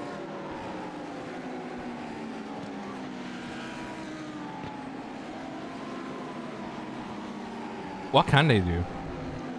Yeah, I'm curious, but I'm also concerned about the because we've already talked about the places can and can't overtake around here. And let's just really go over them again. Paddock Hill, we saw I think it was Andrew Miller try to make a move there and just overcooked it. So you can, if you can, through Paddock. Hill, Druids definitely is an overtaking spot there around the hairpin. But then you got to wait. Surtees, you've got to be, you can get it done, but you're more likely to set yourself up down Pilgrim's Drop out of Surtees. Hawthorne then, if you've got the side by side, you probably will make that overtake. And then Westfield and Sheens are two very, very tight corners, and you would have to be side by side if you want to make that overtake. Sterling is a no-go, and we saw earlier with Kesselhut and Teekins, and then Clark Curve again. It's too slow of a corner, so it's gonna be tough for overtaking round here. You're really gonna have to play your cards right, really be safe. With 30 minutes, of course, in a 30-minute race, your head starts to tick, thinking I've got to get there fast. I don't want to lose too much time. But 30 minutes around here is 22, 23 laps. You just got to take your time. No need to rush around here. And basically, who blinks first? It's gonna be, yeah, it's gonna be the case. But they're coming around Sterling, Rob. This is Raidillon TV, the only corner you'll ever need. Craig, this one's all yours. Wow, he took it right before I could. So, Egby and Armstrong will be on the front row as we were talking about. Queen is there in P2. With Egby in front of him is the Project Dynamic 1-2. Jesse Jones behind an RSR car on the second row. The green flag will drop and they will wait to see what Egby will do. So we hear the pace car in and these pros will start to wait. Green flag drops. Where will Will send them? When will Will send them? He goes. He goes right away and Armstrong tucks right in behind him as they're almost going too wide behind. That's Jones okay. But that's Eggerson making a move on Younger straight away. The rest of the pros going 2 by 2. That looks like that is, yes, Teague's a little bit of a slide. Copa has had a bad start there. Do they get by? There is a spin. There is a spin. That is the 75. Is that the 75? It's 15. Sorry, Chris Hamer gets turned around as the amateurs are starting to come by. Liam Ahern gets by, as does Christian Stockel. Does everybody make it from the amateurs? No, they don't. They don't, because they hit Chris Hamer. What happened to Chris? Let's have a look. On board with Chris Hamer. What happened to this poor man? Oh, just got hit in the rear by Jonas Dreyer, and he's a vehicle at that point. He held his brakes. Oh, Christian First. As you're watching that replay, Christian First has made up 2 positions. Got past Simon Dodds on the exit of Surtees, and then down to Pilgrims. We got another car off. Another car off. That is Younger. Tobias Younger is off. He is off, and that looks like that has happened just around Hawthorne, just after Hawthorne. Let's see, did the car bounce? The car bounced, and he tried, the car slid. Took himself out, hit the wall, took himself out. He is at the back with Chris Hamer at the moment, but your leader is still Egby, with Armstrong now catching Jesse Jones in P3 as he looks to make a move on Armstrong, and Armstrong has to go for the block, and he does make that defense. Jones will try to go around the outside, but instead he will set up for an over-under as they come down into Graham Hill. That is your top 3, and Louis Eggleston is right behind them in P4. And meanwhile, in the amateurs, as you can see, Liam Ahern has taken the lead by 1.5 seconds. Really working well for him. Jesse Jones in 3rd position, having to climb back up and make up for that, well, should we say, incident in race 1. I'd be right. I would say that's the right thing to do. And because he's in a bit of an issue right now, because he wants to get past Armstrong. Now, usually he's the car at the front with his brethren, with the RSR guys, just making sure no one gets by them. And it's not happening for him at the moment. Hello, Tim Shestag. Did he just make a move through Westfield? He did. On the inside, overtaking Thomas Dandridge, and then loses it. No, I've done it again to Tim. I've done it again. Thomas Dandridge goes off. Tim Shestag goes. I've done it again. Oh no. Is that the 3rd time I've cursed that man today? Oh, he touched the grass. Nothing he could have done. And Dandridge is crabbing. He has suspension damage after. Yeah, I've done it again. Oh, I am sorry, Tim. I am sorry. You know. Oh no! While you're watching the replay, Jesse Jones has touched the back of James Armstrong going through Surtees. He hits the back of the Lamborghini, pushes him off. He had nowhere to go. Just tapped the back of him, and that has put Armstrong all the way down. He is now in P7. Sorry to interrupt where you were going to replay there. I had to bring that up. And that is a change there. Jesse Jones will take P2. Louis Eggerson is trying to catch on now for P3. Jonas Dreyer is down. What's happened to P5? What's happened to Chris Daines? He is all the way down the order. What has happened to Chris Daines? It's all going off in the race, too. He went off at Graham Hill. He tried to go around the outside of Louis Eggleston and just turned in. And that's unfortunate there, as now Kesselhut gets by Eggleston. All happening right now in the pros. It's a replay just as they were coming around turn 1 into turn 2. That was the battle you're seeing in front of you. He went wide at Graham, was it? He tried to go around the outside at Graham Hill Bend, yeah. And this is exactly what happened. Ooh. Yeah. That's a brave move to go around the outside, and I think he would have had it as well. So, some good play there, but just unfortunate. So, it's all going off in the pros. Let's calm ourselves down and look at the amateurs, because Liam Ahern is 2 seconds ahead of Biden Lee at the moment, and he's in a battle against Christian Furs. You know what I'm going to say? We're ready on TV, car. As they come down to Pilgrim's Drop, this Ferrari working really well today for Furs and I've lost the name now. Jonas Dreyer. I mean, the front of Bruce's car, it's seen better days, if I'm gonna be honest. But he's battling Lloyd and Lee now. Coming up to Sterling, keeping away from the grass. Past Yokohama. Everyone trying to keep it away from the grass today. Absolutely crazy how bad this grass is. Trying. Yeah, it's tough. It's tough out there. You've got to say. You could argue it's a lot of the new model as well. I can't believe you said it's tough out there. Oh no, it's tough out there. I need a voice clip of Slavin. Yeah, just going. It's tough out there. Just get all of the memes. Get all of the memes in one place and just have them ready on standby.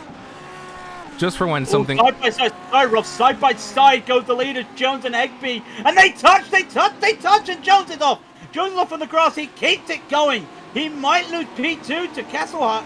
No, he holds on there. Egby and Jones try to go side by side through Hawthorne. And I think Egby just could have left him a bit more room there as they touch. There's enough room for two cars there. And Jones was lucky Kesselhut could not get by him.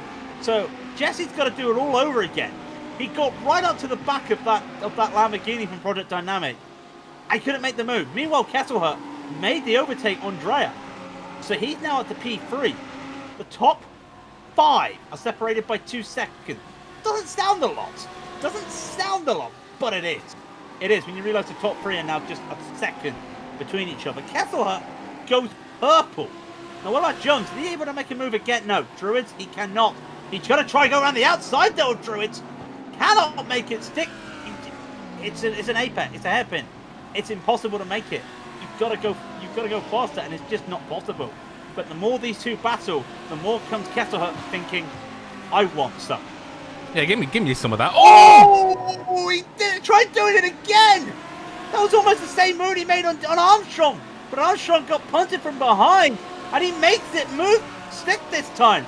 But Egby, in defense, loses P3 as well. He's now sitting P3 as Dreyer is now behind him, and Eggerson's coming up saying, I want some. And behind them, there's another train of Project Dynamics. The top 8, yes, the top 8 are only 3 seconds apart from each other. This, I'm gonna go on board with Wreck! There's been a wreck. Egby. Has he been spun, or has he just clipped the grass? He's clipped the grass. Manages to miss everybody, but he's still there.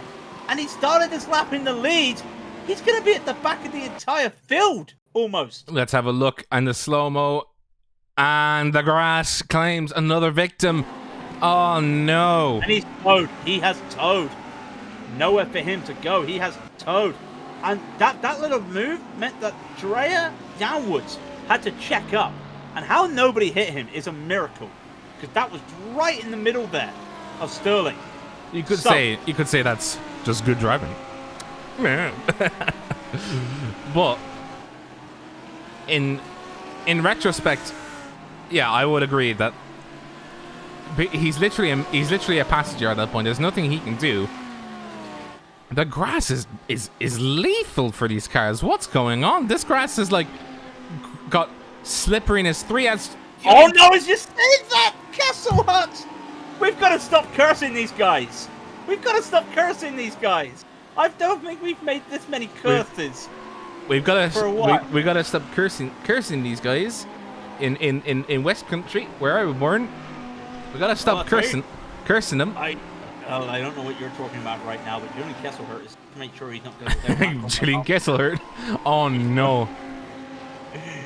Kesselhut. Milan Tikens makes a move on Louis Eggerson in the background as Tikens starts his climb. So again, we're talking so much about these pros because it's so enthralling at the moment. Come on, let's just talk about these amateurs for a moment. Harry Wills is making. Oh no! Moves. Accident in the amateurs. That is. Oh no! Is that Yama? That is Yama. Car 25 Oh, Simon Dodd had gone off the track. Oh, no, he's rejoined. Oh! That is not. Wow. That is a wow. Just to see, Simon Dodd, he did a very safe rejoin. Slowed the car down. It just went too wide coming in. Yeah, he was past that and nothing he did wrong. He checked up. How many times, or how many more events are we going to see around Stirling? It is, I think that's the best way to describe it. It is a mind punt. Just really trying to think about how to avoid, and to be fair, it's not like my races where they use the grass to try and get away around it. But it does not help Harry Wills. Almost the same place as Julian Kettle. I'm watching Harry Wills because he's made up 11 places so James far. Armstrong's gone off. Oh no!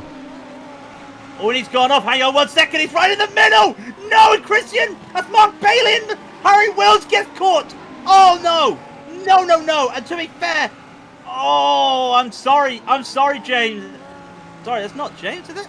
That's Lyndon Lee. Sorry, Lyndon Lee's had a spin at the same time as James Armstrong. Lyndon Lee has a spin. He loses the car. He tries to move the car off the line.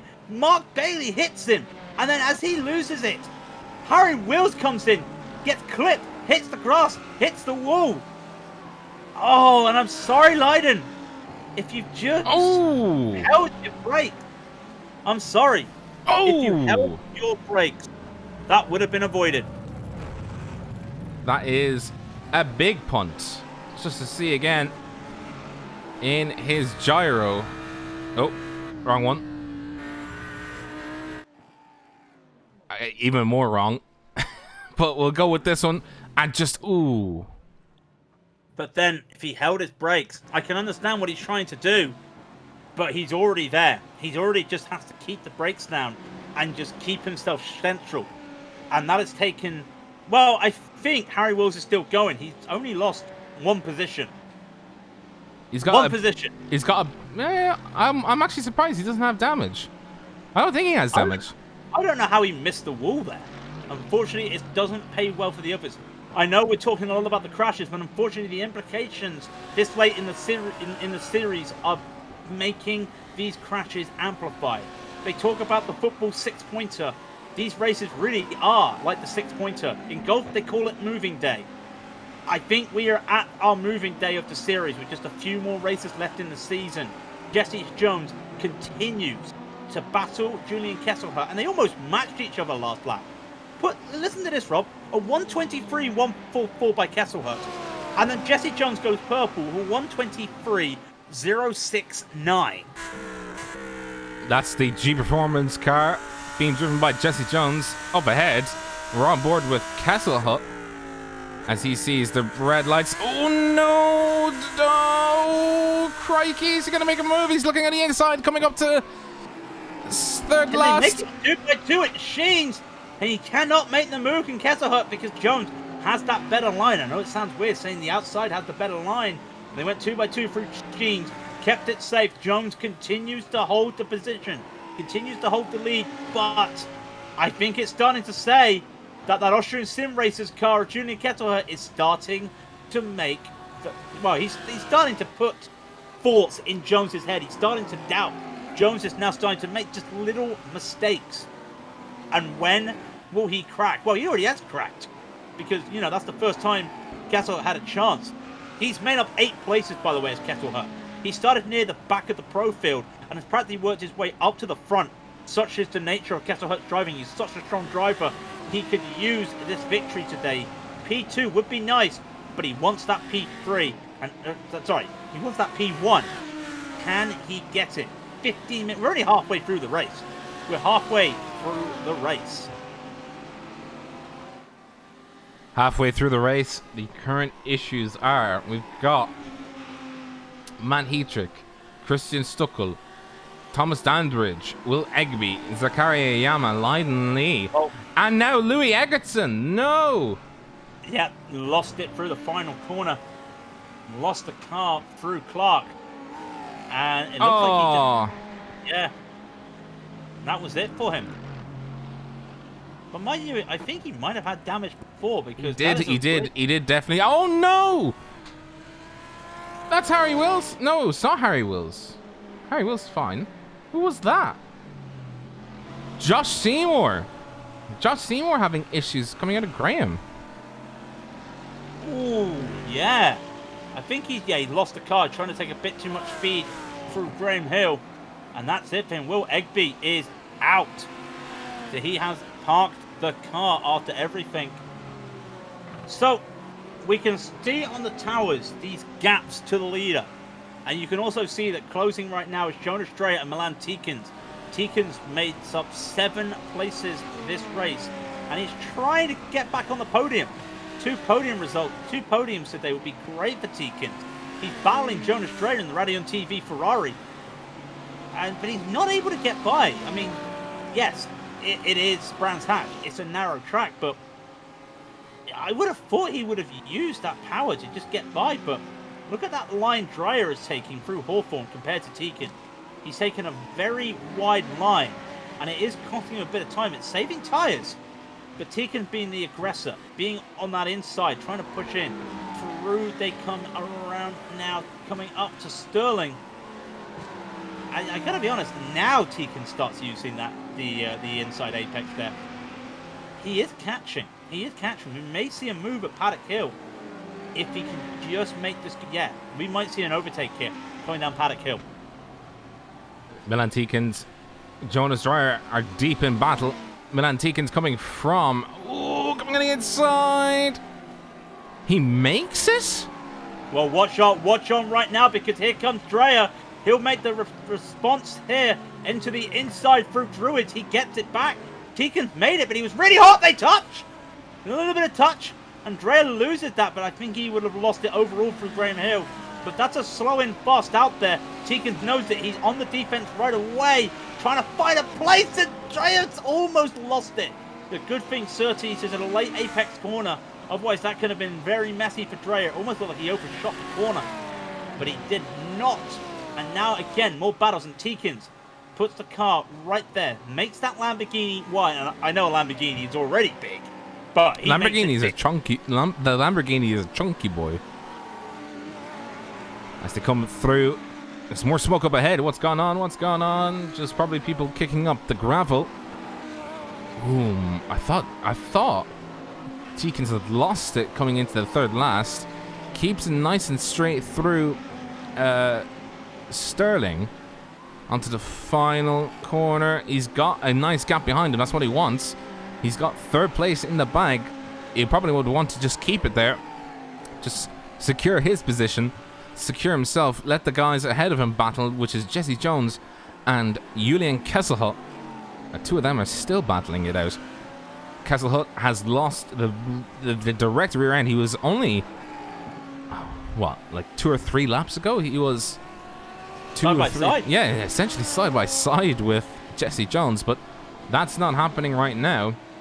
Christian Furs, by the way, the other battle for the lead of Liam Ahern versus Christian Furs. By the way, Christian Furs doing better laps than, I think he's actually doing better laps. Let's see, no, yes, he is actually doing better laps than Liam Ahern by just about a 10th. Still, those 10ths rack up. He started pushing. Pushing and pushing. He did start. He made up 9 places. Started 18th overall, near the back of the field. He's now battling for the lead of the amateurs, trying to go around the outside of Hawthorne, not making it. Oh, I can hear those tires squeal as he had to keep that car safe. Pretty sure he won't do anything down Westfield. He does not. Again, it's not a corner you want to be trying to make a move into Sheens. He just sets himself up. You get a really fast line out of Sheens. Take yourself up for Sterling. He does not, but he has been pushing 2/10 of a second faster last lap. Probably won't be the same this lap. Actually, no, he's still catching. Granted, with a little bit of slipstream, that dirty air is starting to affect him though. But he is the championship leader. A P2 would be good. A P1 would be great. And we also got to look behind though, because there is another battle for the other podium spot. No, there isn't, sorry. Andrew Miller is way ahead, but Simon Dodd and Harry Wills are going to be battling each other, and that'll be for P4 and 5 as Wills may have the better line here, coming out of the final corner down into Paddock Hill. Wills tries to go around the inside, gets it. Simon Dodd just yields. And I thought he was going to go for... I think he might have scrubbed off too much speed when he was doing that. Coming on Paddock Hill, I thought he was looking like he was trying to set himself up for like I'll yield, but then he pulled the Uno card. It was like a switcheroo on the inside coming up to Druids Glen, and he looked like he was going to do it, and then I think he just scrubbed off too much speed and realized it got right back on the throttle, and now he has to start setting himself up really for a proper attack now, rather than just a counter attack up through Druids Glen. He's gonna have to set himself up, but he is now in P6 of amateurs. He started this race. He started it in 16th position. He's now 14th, so he's still a net positive of 2 positions.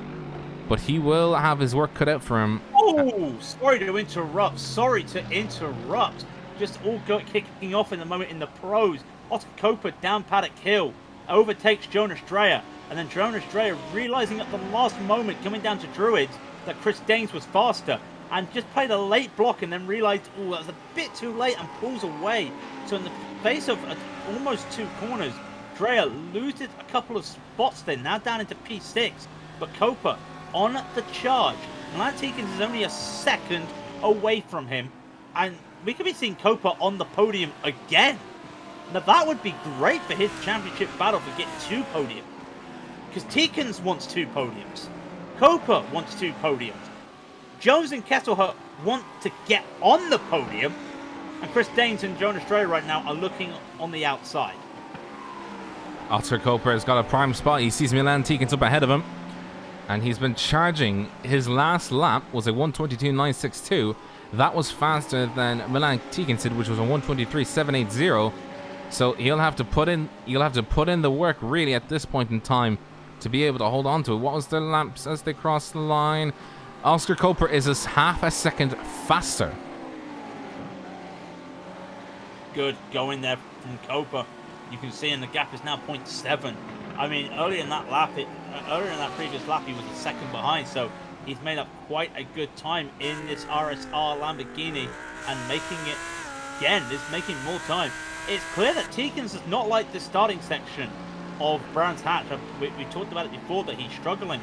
Also, what has happened to the front? Because all of a sudden, Jesse Jones only has a half a second lead to Julian Kesselhut. Something has happened to Jones over the last half a lap.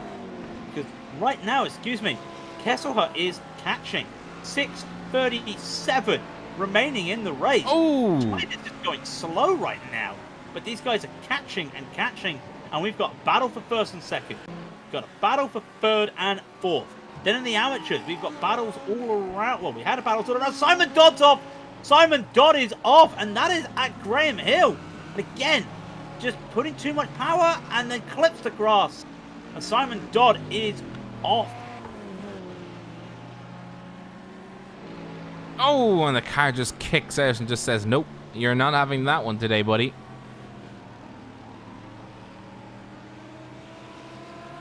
Right, so what other battles are going on at the moment? No other battles per se. Not that I can see, apart from the ones we were talking about. Everything looks pretty good. Well, the lead battle for the amateurs continues to be a riot. Liam Ahern holding off Christian Furs. So we've got the battle for the lead in the amateur, the battle for the lead in the pros, battle for the last podium spot in the pro. It's all happening right now with 5.5 minutes to go. I say it's all happening. I'm only talking about 3 battles, but they're 3 crucial battles in terms of championship points. Liam Ahern versus Christian Furs. Battle for the lead in amateurs. This is going to be interesting to see as 5 minutes ticks into 4. Will there be any movement made by Furs? No, he's sitting behind. He's sitting pretty. Coming through. Of course he's pretty. He's ready on TV car. I had to get that in. God damn it. And the battle for the lead in the pros, Jesse Jones has 4 minutes to hold on against the car of... Sorry, Josh Seymour has gone off again. He's lost it at Graham. At the same corner he lost it a few laps ago. He's lost again, but this time in a much more major way. We see him here coming around Druids Glen on towards Graham. Oh, he lost it at... Actually, he lost it even before Graham. We just put too much power down coming out of Druids. And of course, you put too much power down early, you are going to have that situation where you start to oversteer.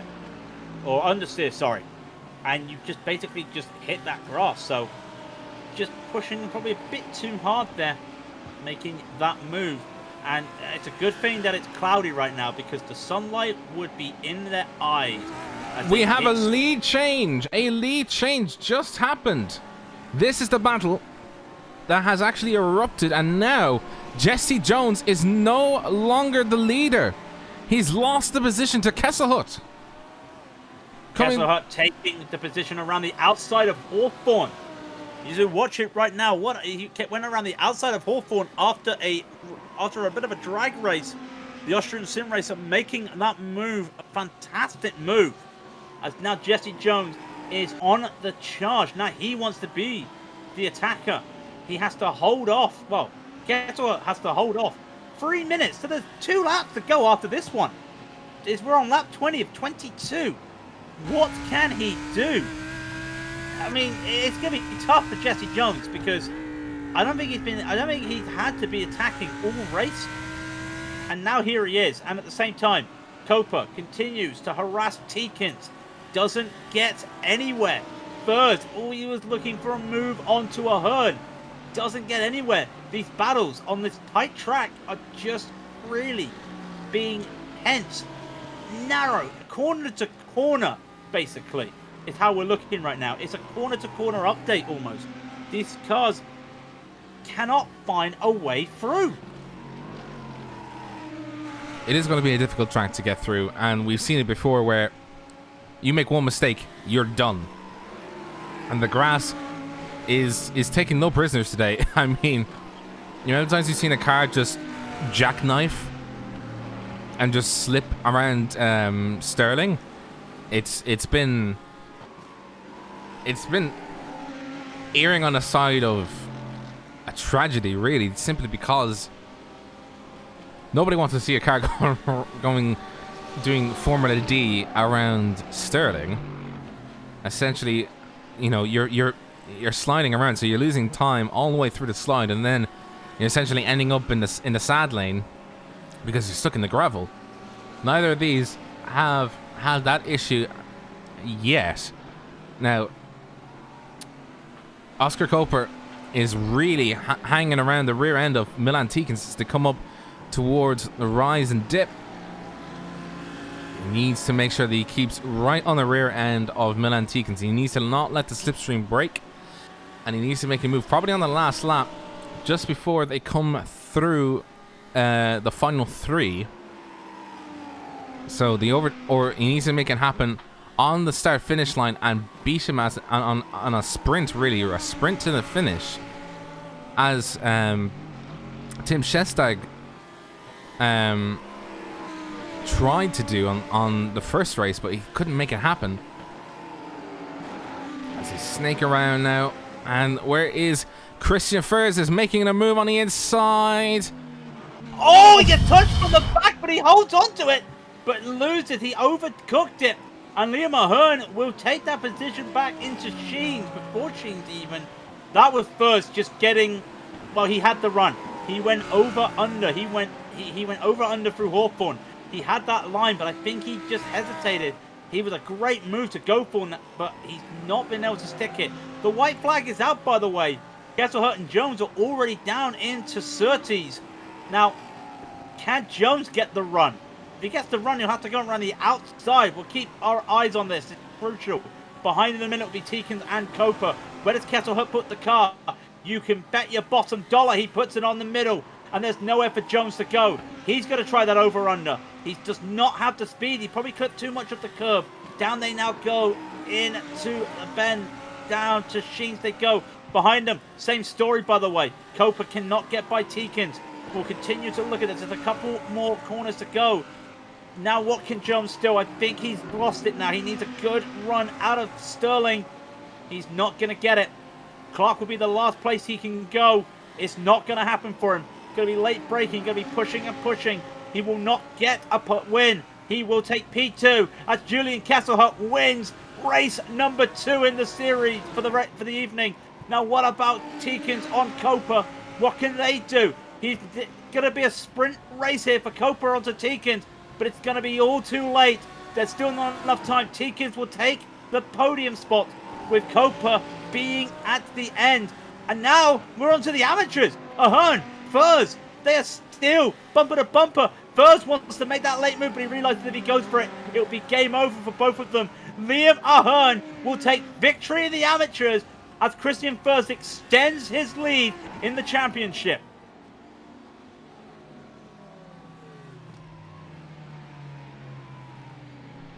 Sorry about that. I'm eating mints. But we have an Audi winning. An Audi beat the Lamborghinis. That is crucial. And not just one Audi. 2 Audis wins here. Kesselhut in an Audi. Ahern in an Audi. I mean, yeah, clap. It's a clap. I forgot to push my push sock so the stream didn't hear it. That was the weakest clap I've ever done. I had to slap with the back of my hand. Oh. What a race. Yeah, that was a really good race, guys. Unfortunately, the grass is very deadly around Brands Hatch. I didn't know that. I mean, to be fair, the amount of times that we've seen, like, so unfortunate. It's like, they're not even like, it's not the case that they're like a million miles on the grass either. It's like the edge of their wheels are on the grass. And then it's just like, oh, you're on the grass. I detect by a million miles. You're going to go around, son. Let's get those race results up on your boards. As we said before, Julian Kesselhut wins for professional. Jesse Jones just behind. Milan Teekins in 3rd position. Oscar Coper just behind. Just missed out on a RSR 2-3. Jonas Dreyer and Chris Daines also having a very close battle between the two of them. Neil Butler in 7th position. Liam Ahern and Christian Furs also had their battles. Unfortunately for the Raidillon TV car, Christian Furs was not able to make it happen in the final stages of the race, and Liam Ahern came home in 8th position overall, but lead for the amateurs. James Armstrong in 10th. In 11th was Andrew Miller. Harry Wills 12th. 13th Mark Bailey. 14th Callum Bowman. 15th, Tobias Younger. Simon Dodd in 16th. Josh Seymour in 17th. Then Tim Shestag, Christian Stockhol, Louis Egerton, Lydon Lee, Chris Hamer, Zakaria Yama, Thomas Dandridge, Will Egby, and Matt Heatrick all retired the car before the final flag went down. I'm a bit out of breath. That was one hell of a race. It was indeed. It was indeed.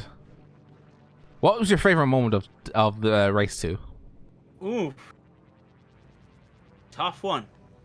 I mean, Kesselhut's charge up the field was fantastic. And then making the overtake around the outside of Hawthorne was just a stroke of brilliance. It was the only way he could get it done. He knew that, and Jones also knew that he had to have forced him to go around the outside. That was fantastic to see. The drag racing we saw was just brilliant. I know how close everything was at the end. It's really tough. I really do think that overtake from Kesselhut really just sealed how good that race was overall, because it was, like I said, you talked about it. I mentioned it. It is a tough track to overtake on, just because of how narrow this old track is at Brands Hatch. So for Kesselhut to make that move, okay, around the outside, it's always a good move. But one of the fastest corners on the track at Hawthorne, around the outside, and then also holding it so that when you get down into the next corners, you get to Westfield, you get to Sheens, got no issues. That was just a great move. Indeed it was. But as always, all good things come to an end. Minus, the unfortunate incidents that people had with the grass. That was a really good race. A really good set of races, actually. Really good. And we'll leave it on a high note by saying thank you very much, guys. We are back next week for Bathurst. If you like what you see, click the like button, favorite, and subscribe. Consider sharing the video to your friends. Also consider supporting us on YouTube by becoming a member. You get 3 nice emotes. Consider following us on our Instagram, Twitter, and Facebook pages. And consider joining our Discord. Links are in the description. Thank you again to TrackCams22 and RacingSimRigs for sponsoring the prizes for the series. My name has been Robert O'Brien. And I am Craig King. And this has been Raidillon TV, the only corner you need.